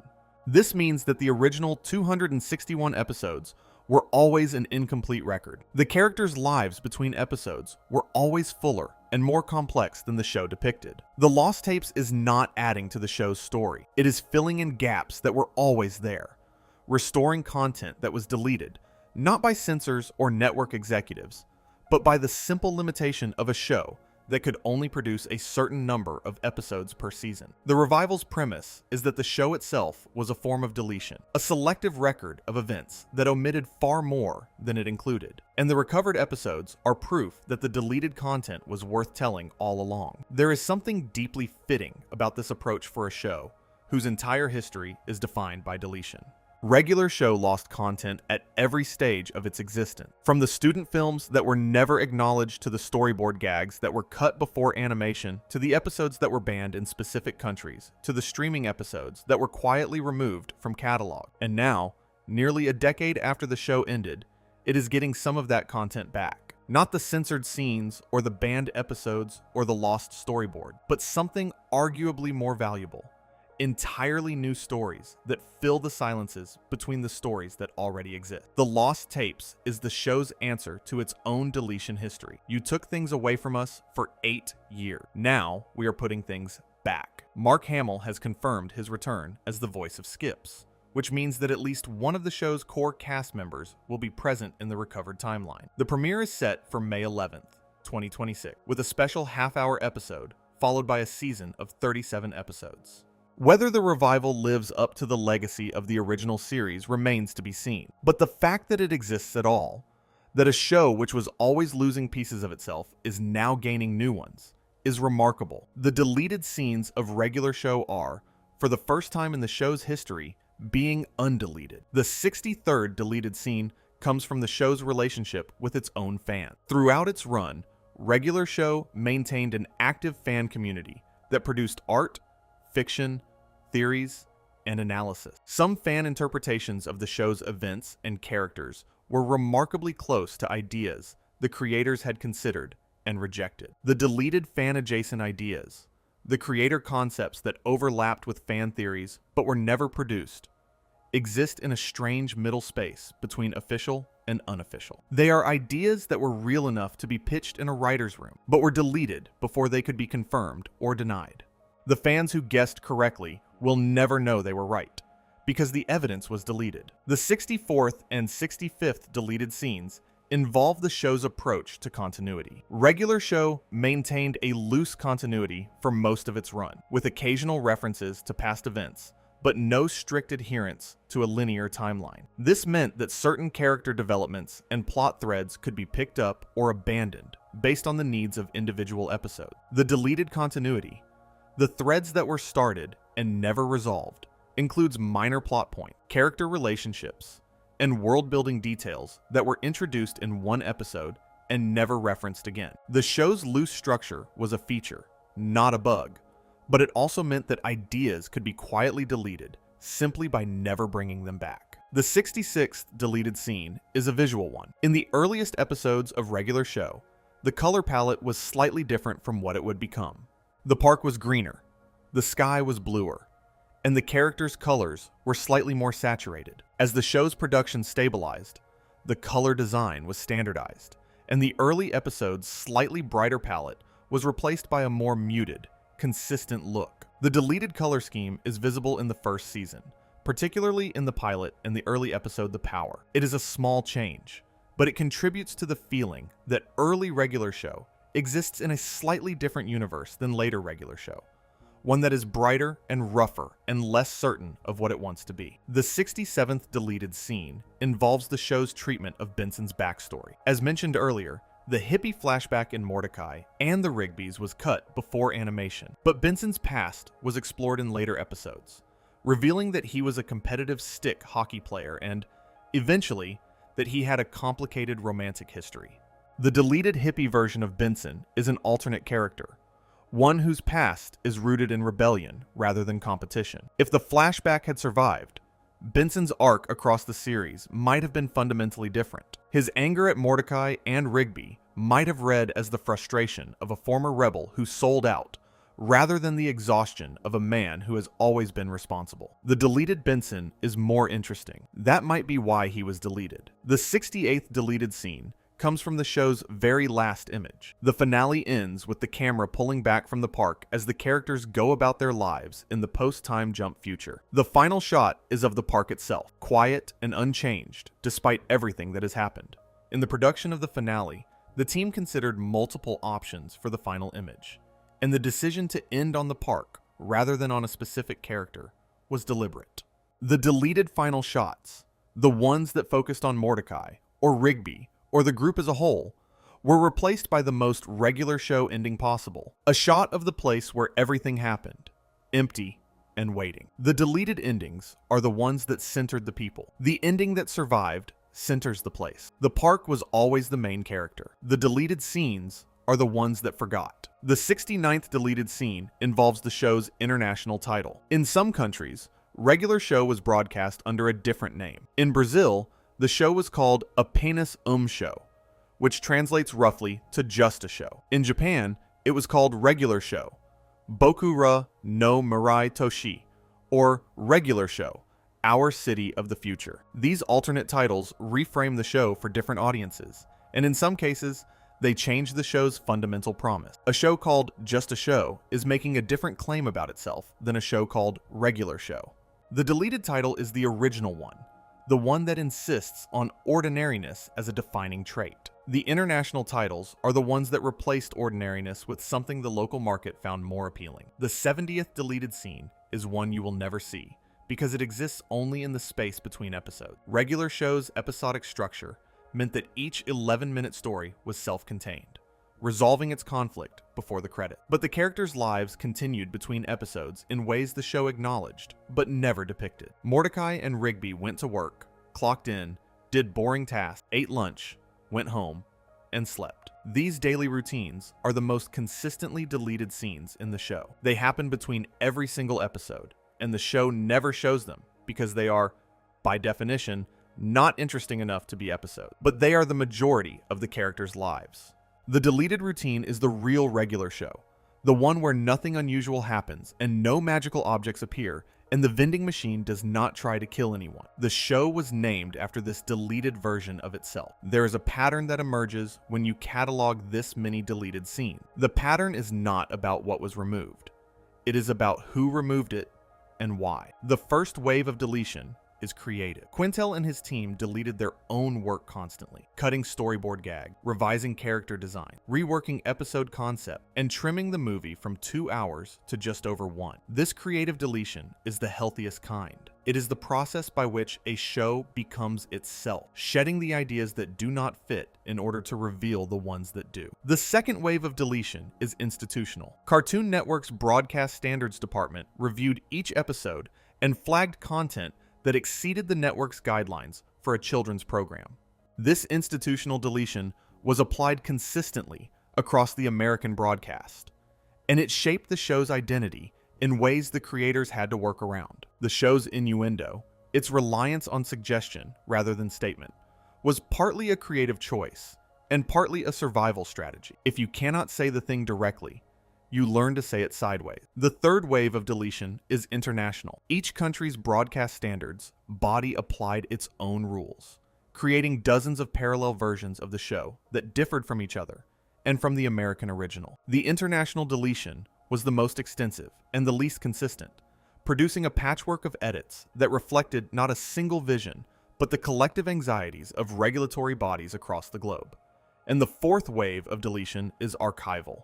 The transition from linear broadcast to streaming, from DVD to digital, from cable to app, created new opportunities for content to be quietly removed from the available catalog. Episodes that were once accessible were pulled from streaming libraries. DVD releases that were once planned were canceled. The archival deletion is ongoing, and it may be the most permanent, because it removes content not from a broadcast, but from the historical record itself. Understanding these four waves helps explain why regular show's deletion history is so much more extensive than most shows of its era. It is not that the show was more controversial or more frequently censored than its peers. It is that the show existed at the intersection of four different deletion forces, each operating on its own timeline and according to its own logic. The creative deletions happened during production. The institutional deletions happened before broadcast. The international deletions happened during localization. And the archival deletions are happening now, years after the show ended, as the companies that own the content make decisions about what to keep available and what to quietly retire. Regular Show is being deleted in real time, and most people do not know it. Consider what this means for someone discovering the show today. A viewer who finds Regular Show on a streaming platform in 2026 will see a version of the show that has been through all 4 waves of deletion. It will be missing the uncensored first season episode. It will be the American broadcast version, which is itself an edited version of the storyboard version. It will be available in a library that may be incomplete, depending on the platform and the region. And it will exist alongside a revival series that explicitly describes its own episodes as lost content, acknowledging that the show's history has gaps. The viewer who discovers Regular Show in 2026 is discovering a show that has already been significantly altered by the passage of time and the decisions of people who were not involved in its creation. They are watching the show that survived. The show that was made is larger, stranger, and in many ways more interesting than the one that remained. But that surviving show is still remarkable. And the fact that it survives, that it continues to attract new viewers and to inspire a revival series nearly a decade after its finale, is evidence that the deleted scenes were not the show's best material. The best material made it through. The creative deletions sharpened it. The institutional deletions forced it to be cleverer. The international deletions proved that the core of the show was strong enough to work even in diminished form. And the archival deletions have created a scarcity that makes the show more valued, not less. The deleted scenes are the price Regular Show paid for existing in a system that was not built for a show like Regular Show. And the show paid that price and kept going. Which brings you to the final stretch of this list. The deleted scenes that are not about what was removed from the show, but about what the show chose to leave out of itself. These are the deletions that no censor required, no network mandated, and no production limitation imposed. These are the scenes the show could have included and deliberately chose not to. And in many ways, they are the most interesting deleted scenes of all, because they reveal not what the show was prevented from being, but what the show chose not to be. The 71st deleted scene is about a scene that was reanimated rather than removed. In several UK episodes, the censors did not simply cut footage. They commissioned new animation to replace the offending material. The Death Laser scene, where his spit was replaced with a finger beam, required entirely new frames to be drawn, colored, and composited into the episode. This means that somewhere in the production pipeline, an animator sat down and drew death shooting a laser from his finger, not because the story called for it, but because a censor decided the original action was inappropriate. The reanimated scenes are the most expensive kind of deleted scene, the kind where the deletion itself required creative labor. Someone had to imagine what death would do instead of spitting and then make it real. The deleted scene is the spit. The replacement is the laser. Both were drawn by human hand, but only one was drawn by someone who was trying to be funny. The 70-second deleted scene comes from the show's relationship with video games. Regular Show featured several episodes centered on arcade games and video game culture, and in some international versions, scenes depicting game violence were altered. In one episode, a scene showing a character being kicked in the crotch during a video game was cut from the UK broadcast. The video game violence was fictional within a fiction, a cartoon character watching a cartoon character get hurt, and it was still too much for the censors. The deleted scene is a Russian nesting doll of removed content. A real show depicted a fake game depicting a fake act of violence, and the outermost layer decided the innermost layer was too real. The 73rd deleted scene involves the show's depiction of food. This might sound trivial, but Regular Show used food as a recurring source of both humor and horror. Meet Your Maker, one of the 3 episodes that aired uncensored only once, centers on sentient hot dogs. The episode's original version contained content that Cartoon Network later decided needed to be softened, though the specific changes have not been fully cataloged. The deleted food content is part of a broader pattern in which the show's willingness to make eating strange and uncomfortable was periodically curtailed by a network that wanted food to remain appetizing, or at least not disturbing, in a show that aired during hours when children might be having dinner. The 74th deleted scene is an absence that defines an entire country's experience of the show. In Cartoon Network Asia Pacific, multiple episodes were refused broadcast entirely, not edited or altered, but simply not aired. The full list of banned episodes in the Asia Pacific region has never been officially published by Cartoon Network, but fan documentation suggests that the number is higher than in any other region. These are not deleted scenes within episodes. They are deleted episodes within the series.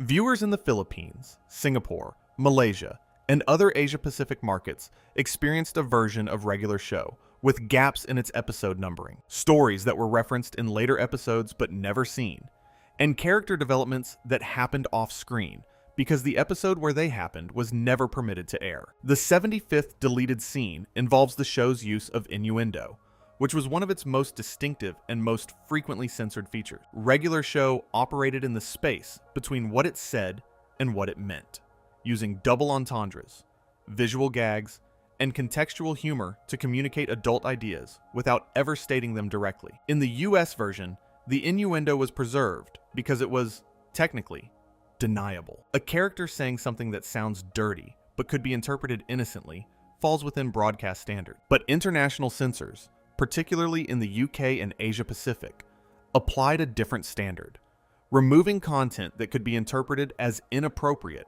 regardless of whether it was explicitly inappropriate. The deleted innuendo is the layer of the show that trusted its audience to understand the joke without being told the punchline. The aired international versions are the ones where the punchline was confiscated, just in case. Regular Show's innuendo was not laziness. It was craft. Writing a joke that works on two levels simultaneously, one that satisfies a child's understanding and an adult's understanding at the same time, requires more skill than writing a joke that works on only one level. The show's writers became masters of this technique, creating dialogue and situations that were genuinely funny to children who did not catch the subtext, and genuinely funny in a different way to adults who did. The international censors, by removing the adult layer, did not make the jokes safer. They made them less sophisticated. A double entendre that has been reduced to a single entendre is not a cleaner joke. It is a broken joke, one that has been deprived of the mechanism that made it work. The deleted double meanings are the engineering of the comedy. Without them, the jokes are simpler, and simplicity is not the same thing as quality. There is also a question of trust embedded in the censorship of innuendo. The American broadcast trusted its audience to handle material that operated on multiple levels. The international broadcasts, by removing the second level, implicitly communicated that their audiences could not be trusted with the same material. Whether this was a reflection of genuine cultural differences in what children can handle, or simply a more conservative approach to broadcast standards, is debatable, but the effect is the same. International viewers were shown a version of the show that treated them as less capable of sophisticated interpretation than American viewers were treated. The deleted innuendo is, in this sense, a compliment that was retracted. The show said, "You are smart enough to get this." The censor said, "Actually, no, you are not." The 76th deleted scene is about the show's title card system. Each episode of Regular Show features a unique title card, a still image that establishes the episode's setting and mood. In international broadcasts, some title cards were altered or replaced. The Real Thomas Special Edition title card, as mentioned, was swapped for a standard one, but other less documented changes were made to title cards throughout the series, altering colors, removing text, or replacing images that were deemed inappropriate for the local market. The title cards are the show's first impression for each episode, and in some versions of the show, that first impression was edited before the episode even began. The 77th deleted scene comes from the show's DVD releases, which are themselves an incomplete record. Not all seasons of Regular Show were released on DVD, and the seasons that were released do not always include all episodes or all bonus content. The deleted DVD content, the commentary tracks that were never recorded, the behind-the-scenes features that were never produced, the episode collections that were never assembled, represents a lost opportunity to document the show's production history. Whatever deleted scenes, storyboards, and production notes exist in Cartoon Network's archives may never be released, because the physical media market for animated television has largely collapsed. The deleted content is trapped in a format that no longer has a viable commercial outlet.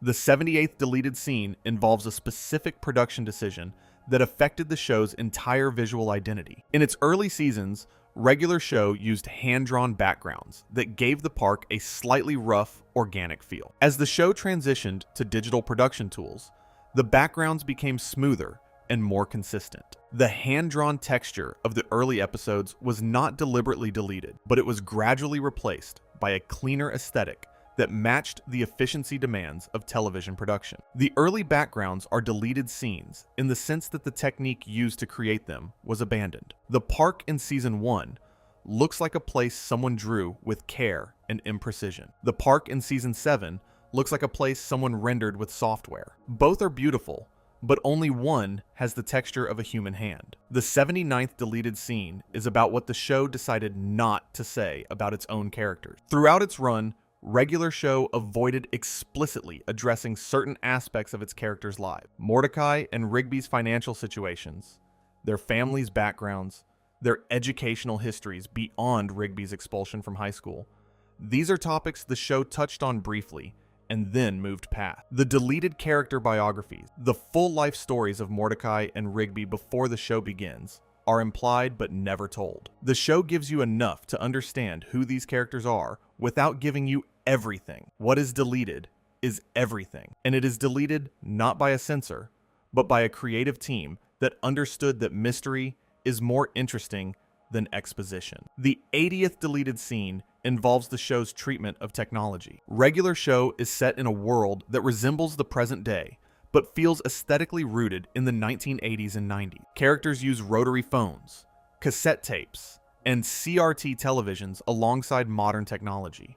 In some episodes, specific technology references were altered for international broadcasts to match the local market's familiarity with certain devices. These are minor edits, but they contribute to the overall sense that Regular Show exists in a slightly different version of reality, depending on where you are watching it. The deleted technology is the American technology, the version that anchors the show in a specific cultural moment. The replacements are the ones that make the show feel local at the expense of feeling specific. The 81st through 83rd deleted scenes involve 3 episodes that represent the outer limits of what the show was willing to attempt. The first is an episode in which Rigby's personal failures are explored with a directness that made the network uncomfortable. The second is an episode in which Benson's anger escalates to a point that was deemed too intense for the target audience. The third is an episode in which the supernatural elements of the show crossed a line from comedic to genuinely frightening. In all 3 cases, the episodes were produced but edited before broadcast, with scenes trimmed, dialogue softened, and pacing adjusted to reduce the intensity. The deleted versions are the ones where the show did not pull back. They are the episodes that Regular Show would have been if it had not been a children's show. And they are the most honest versions of a show that was always pretending to be less intense than it actually was. The 84th deleted scene is about the show's international promotional material. In different countries, Regular Show was marketed with different taglines, different character groupings on the poster, and different emphasis on which aspects of the show were most appealing. In some markets, Mordecai was presented as the clear protagonist. In others, the ensemble was emphasized equally. In at least one market, Benson was given more prominent billing, reflecting a local preference for authority figures in animated comedy. The deleted marketing is the American marketing, which positioned the show as a buddy comedy about 2 friends. The international marketing is the version that repositioned the show for audiences who might not relate to the same dynamic. The 85th deleted scene comes from the show's streaming history. When Regular Show moved from Cartoon Network's linear broadcast to streaming platform, first on Hulu and later on HBO Max, and then Max, the available episode list changed. Max has quietly removed several Season 1 episodes from its library without public explanation. The removed episodes are not technically deleted scenes. They are deleted episodes from the streaming record. Viewers who come to Regular Show through streaming will encounter a version of the show's first season that is incomplete, with gaps that are never acknowledged or explained. The deleted streaming episodes are the ones that someone at Warner Bros. Discovery decided were no longer worth hosting, and their absence changes the shape of the show's beginning. The streaming removals are the most recent form of deletion, and in some ways the most troubling. When a scene is cut by a censor, the decision is at least motivated by a stated concern about content. When an episode is removed from a streaming library, the motivation is often purely economic. Hosting content costs money. Licensing content costs money. If an episode is not generating enough viewership to justify its hosting costs, it can be quietly removed. The deleted streaming episodes are not offensive or inappropriate. They are simply not profitable enough to maintain. This is a new kind of deletion, one that the show's creators did not anticipate and cannot control. Quintel did not design Regular Show to be parceled out by an algorithm that weighs hosting costs against viewership metric. He designed it to be a complete series with a beginning, a middle, and an end. The streaming removals delete the completeness. For a show whose entire premise is rooted in the experience of being young and bored, and stuck in a place you cannot leave, the idea that episodes can simply vanish from the available record is particularly ironic. Mordecai and Rigby spent 8 seasons trying to escape the monotony of their situation, and the show itself is now subject to the same kind of arbitrary, impersonal decision-making that governs their fictional lives. Episodes are removed, not because anyone decided they were bad, but because a spreadsheet indicated they were underperforming. The park had a boss who made decisions based on authority. The streaming platform has an algorithm that makes decisions based on data. Both are forms of power that the people subject to them cannot meaningfully challenge. Regular Show's episodes are being managed with the same detached efficiency that Benson brings to managing the park. And the irony is almost too perfect to bear. The 86th deleted scene is one that the show itself acknowledged. In the episode, Brilliant Century Duck Crisis Special, Season 6, the show parodies the production process of animated television, including the cutting of content for broadcast standard. The episode is, in part, a meta-commentary on the very process that created the deleted scenes on this list. The show knew it was being censored. It knew its content was being altered for different markets, and it made an episode about it, which is the most Regular Show response possible to the problem of deletion. The deleted scenes became content. The censorship became a joke. The thing that was taken away was given back in a different form. The 87th deleted scene is about the show's legacy in animation education. J.G. Quintel's student film, the ones that became the foundation of Regular Show, are now taught in animation programs as examples of how personal projects can become professional property. But the versions of those films that are shown in classrooms are often edited or contextualized to remove the drug references, nudity, and explicit language that are present in the original. The educational versions of 2 in the AM/PM and The Naive Man from Lollyland are deleted scenes of deleted scenes, versions of the source material that have been sanitized for an academic audience in the same way the show itself was sanitized for a children's audience. The chain of deletion extends backward from the show to its origins, and forward into how those origins are taught. The 88th deleted scene involves the show's ensemble cast. Regular Show featured a large cast of voice actors, many of whom contributed to multiple characters. Sam Marin voiced Benson, Pops, and Muscle Man, creating 3 distinct personalities with a single voice. In the process of producing 261 episodes, there were inevitably takes, line readings, and improvisations that did not make the final cut. The deleted voice performances are the moments where the actors tried something different, pushed a character in an unexpected direction, or delivered a line in a way that was funny but did not match the episode's tone. These performances exist on recording session tapes that will almost certainly never be released. The deleted voices are the alternate versions of characters you know, the ones that sounded slightly different and might have been slightly better or slightly worse than what you heard. The 89th deleted scene is about the show's relationship with real-world geography. Regular Show is set in an unnamed city that resembles various parts of California and the American West. In some episodes, specific geographic references were included and later removed, either because they were too specific for a show that aimed for universality, or because they created legal complication. The deleted geography is the version of Regular Show's world that has an address, a zip code, and a specific relationship to real places. The aired version is the one where the park could be anywhere, which is part of why the show feels timeless.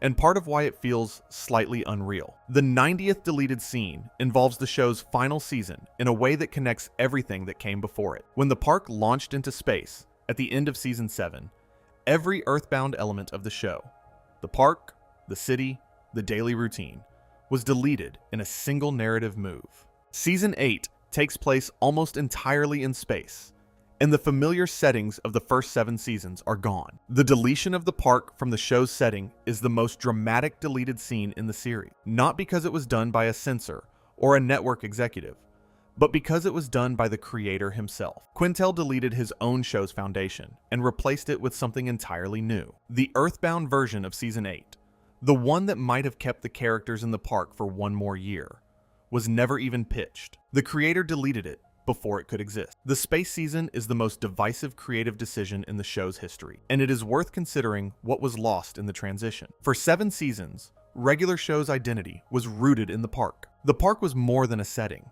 It was a character, a constant, the place where everything happened and nothing ever truly changed. Mordecai and Rigby could fight gods and demons, an interdimensional being, but they always came back to the park. The park was safety. The park was routine. The park was the regular and regular show. When Quintel deleted the park from the final season, he deleted the show's anchor. Season 8 takes place in a world without the familiar landmarks, without the house, the snack bar, the cart, the fountain, the bench where Mordecai and Rigby spent so many afternoons avoiding work. The space station is a fascinating and visually inventive replacement, but it is not the park. The characters in Season 8 are the same people, but they are in a fundamentally different show. The deleted Earthbound Season 8 is the version that lets them go home one more time. It is the version that says goodbye to the park slowly, with the same patience the show brought to everything else.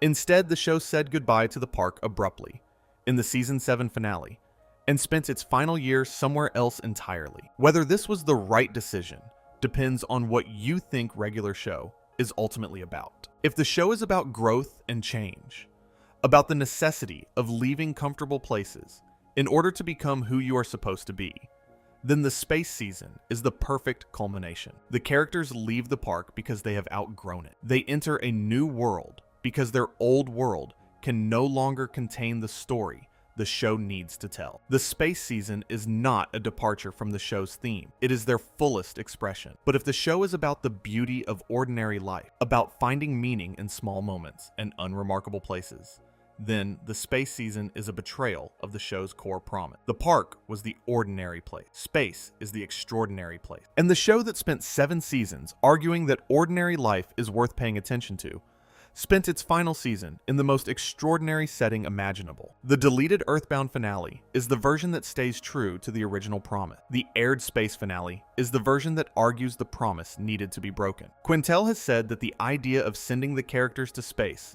emerged gradually and felt right when it arrived. He did not plan it from the beginning. He did not have a master blueprint for the show's 8-season arc. The space season was an improvisation, a creative leap taken in the moment, and the deleted alternatives, whatever they were abandoned because they did not feel as bold or as right as the space idea. The show followed its instincts, and its instincts led it away from the park. The deleted version is the one that stayed.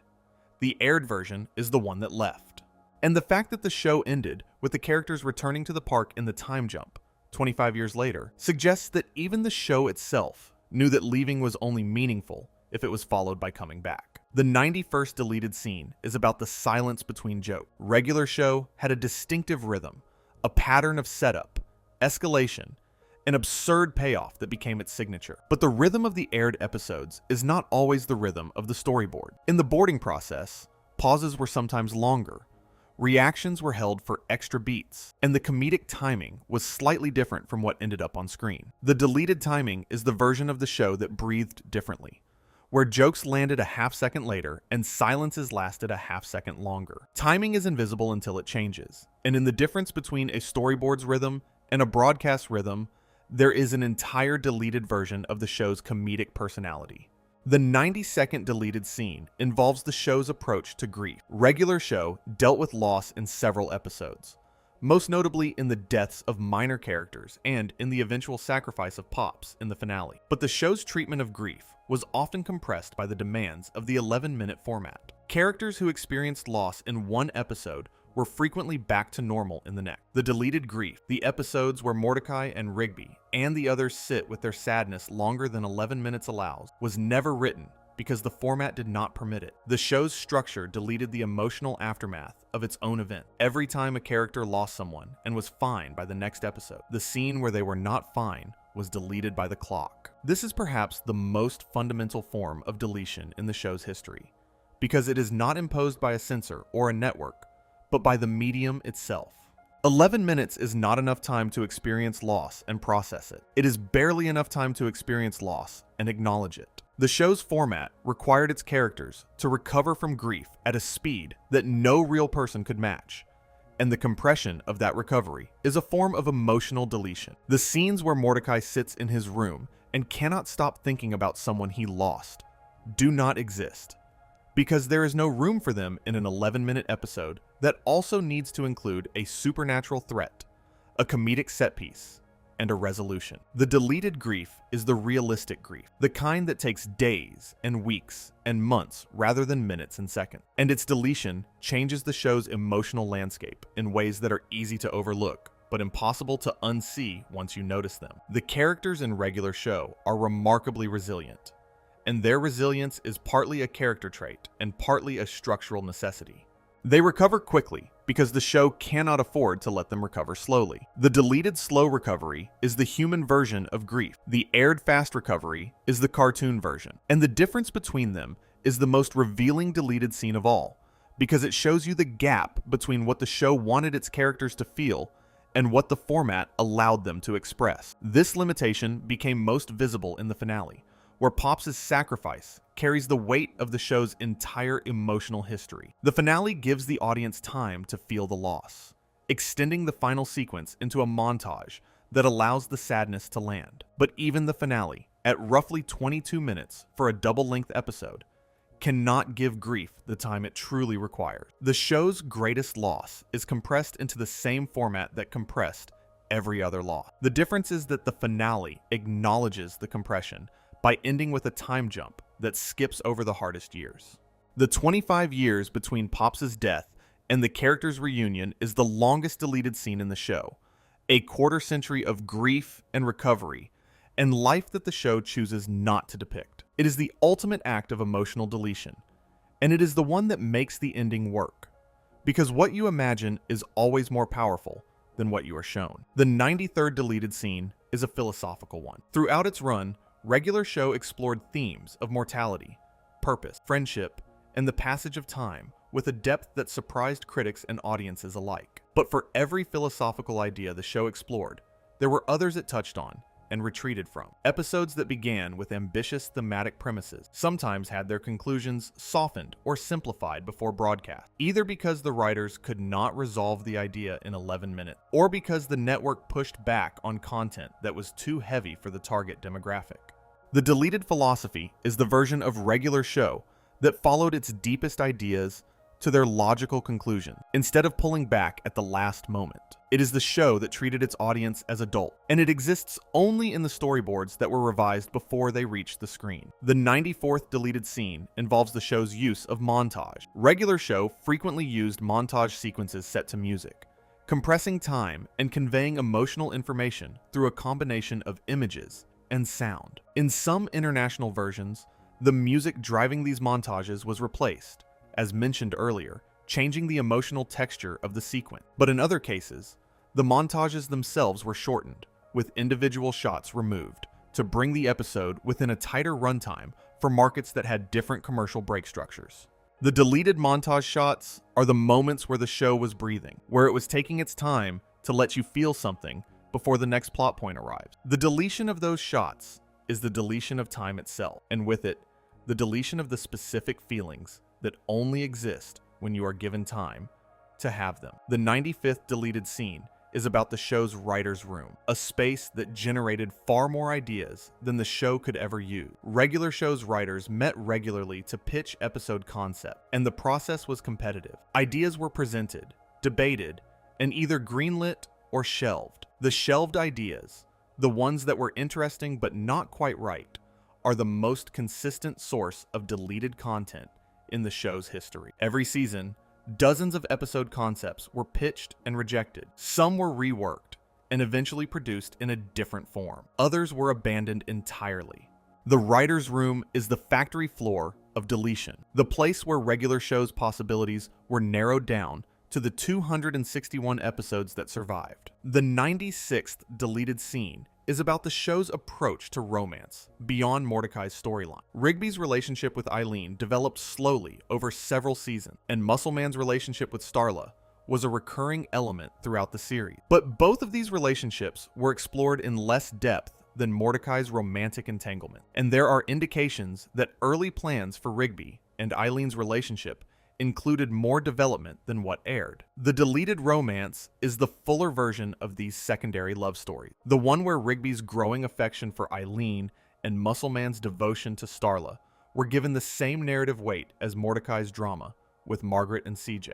The show chose to focus its romantic energy on one character's arc and to keep the others in the background. The deleted love stories are the ones that happened in the background, visible but never centered. The 97th deleted scene involves the show's approach to aging. Regular show's characters do not visibly age over the course of 8 seasons, despite the show covering what appears to be several years of in-universe time. The decision to keep the characters static was standard for animated television, but it also deleted the physical evidence of time passing from the show's visual language. The characters at the beginning of the series look identical to the characters at the end, even though they are fundamentally different people. The deleted aging is the version of the show where Mordecai and Rigby look older in Season 8 than they do in Season 1, where the passage of time is written on their faces as well as in their behavior.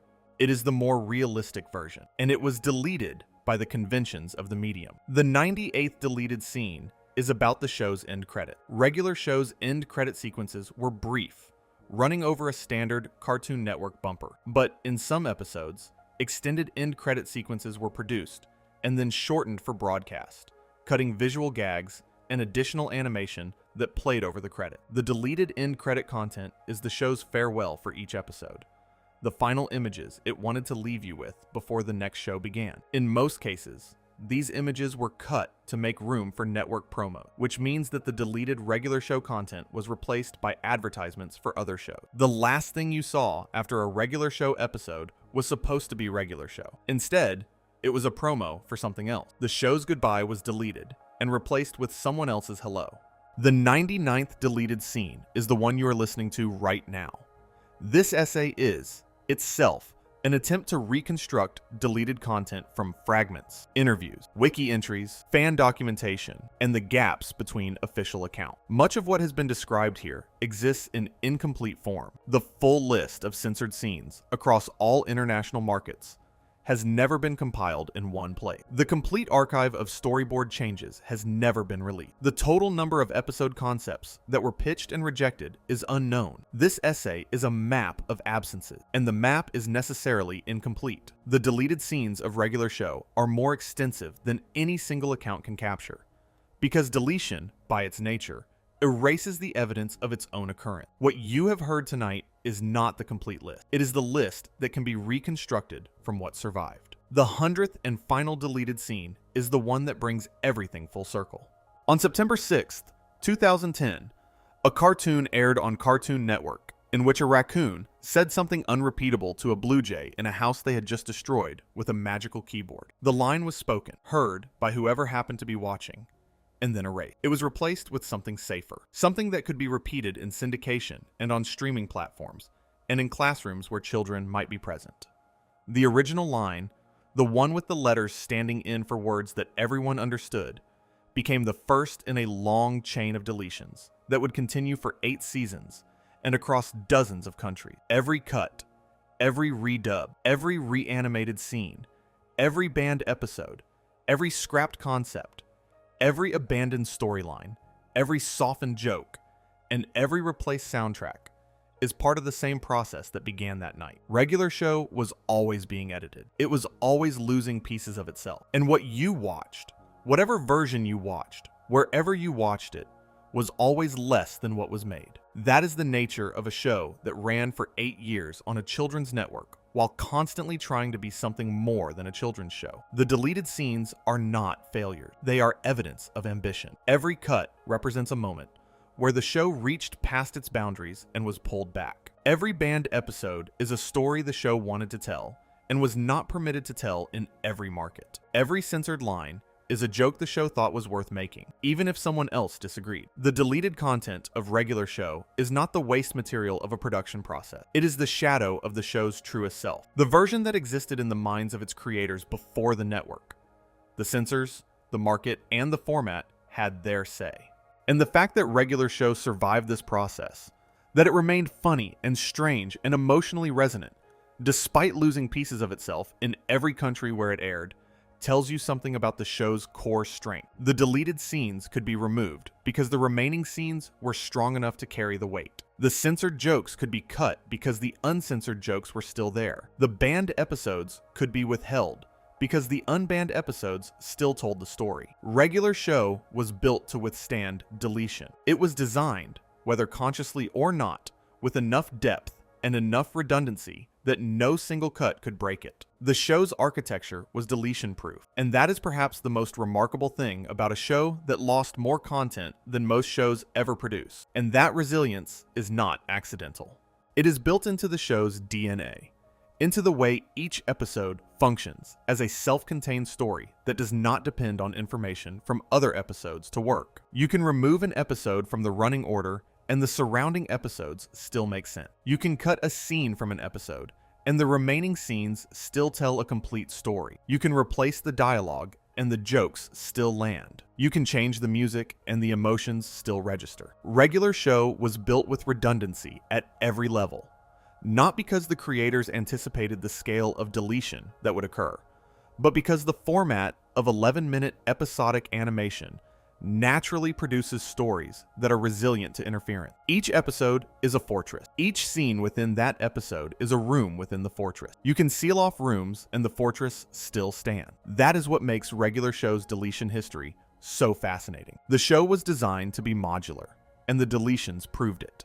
But there is a cost to resilience. The show that survives deletion is the show that did not need the deleted content to function. And if the deleted content was not necessary, then it was, by some measure, expendable. The tension at the heart of this essay is between two truths that cannot both be fully correct. The first truth is that the deleted scenes matter, that they represent the show's ambition and honesty and willingness to push boundaries. The second truth is that the show works without them, that the aired version is complete and satisfying and does not leave its audience feeling that something is missing. Both truths are real. The deleted content was worth making and worth preserving, and worth discussing at length, and the show is better than fine without it. The deleted scenes matter, and they are not myth. These two things can be true at the same time, and the fact that they are is the most interesting thing about regular show's relationship with its own lost content. You are nearing the end of a very long list, and if you are still awake, you might be wondering what the point of all this is. Why spend 2 hours cataloging things that are not in a show? Why does the absence matter more than the presence? The answer is that the absence tells you what the show wanted to be. The presence tells you what the show was allowed to be. And the space between those two things is where the show's real identity lives. Regular show is not the 261 episodes that aired.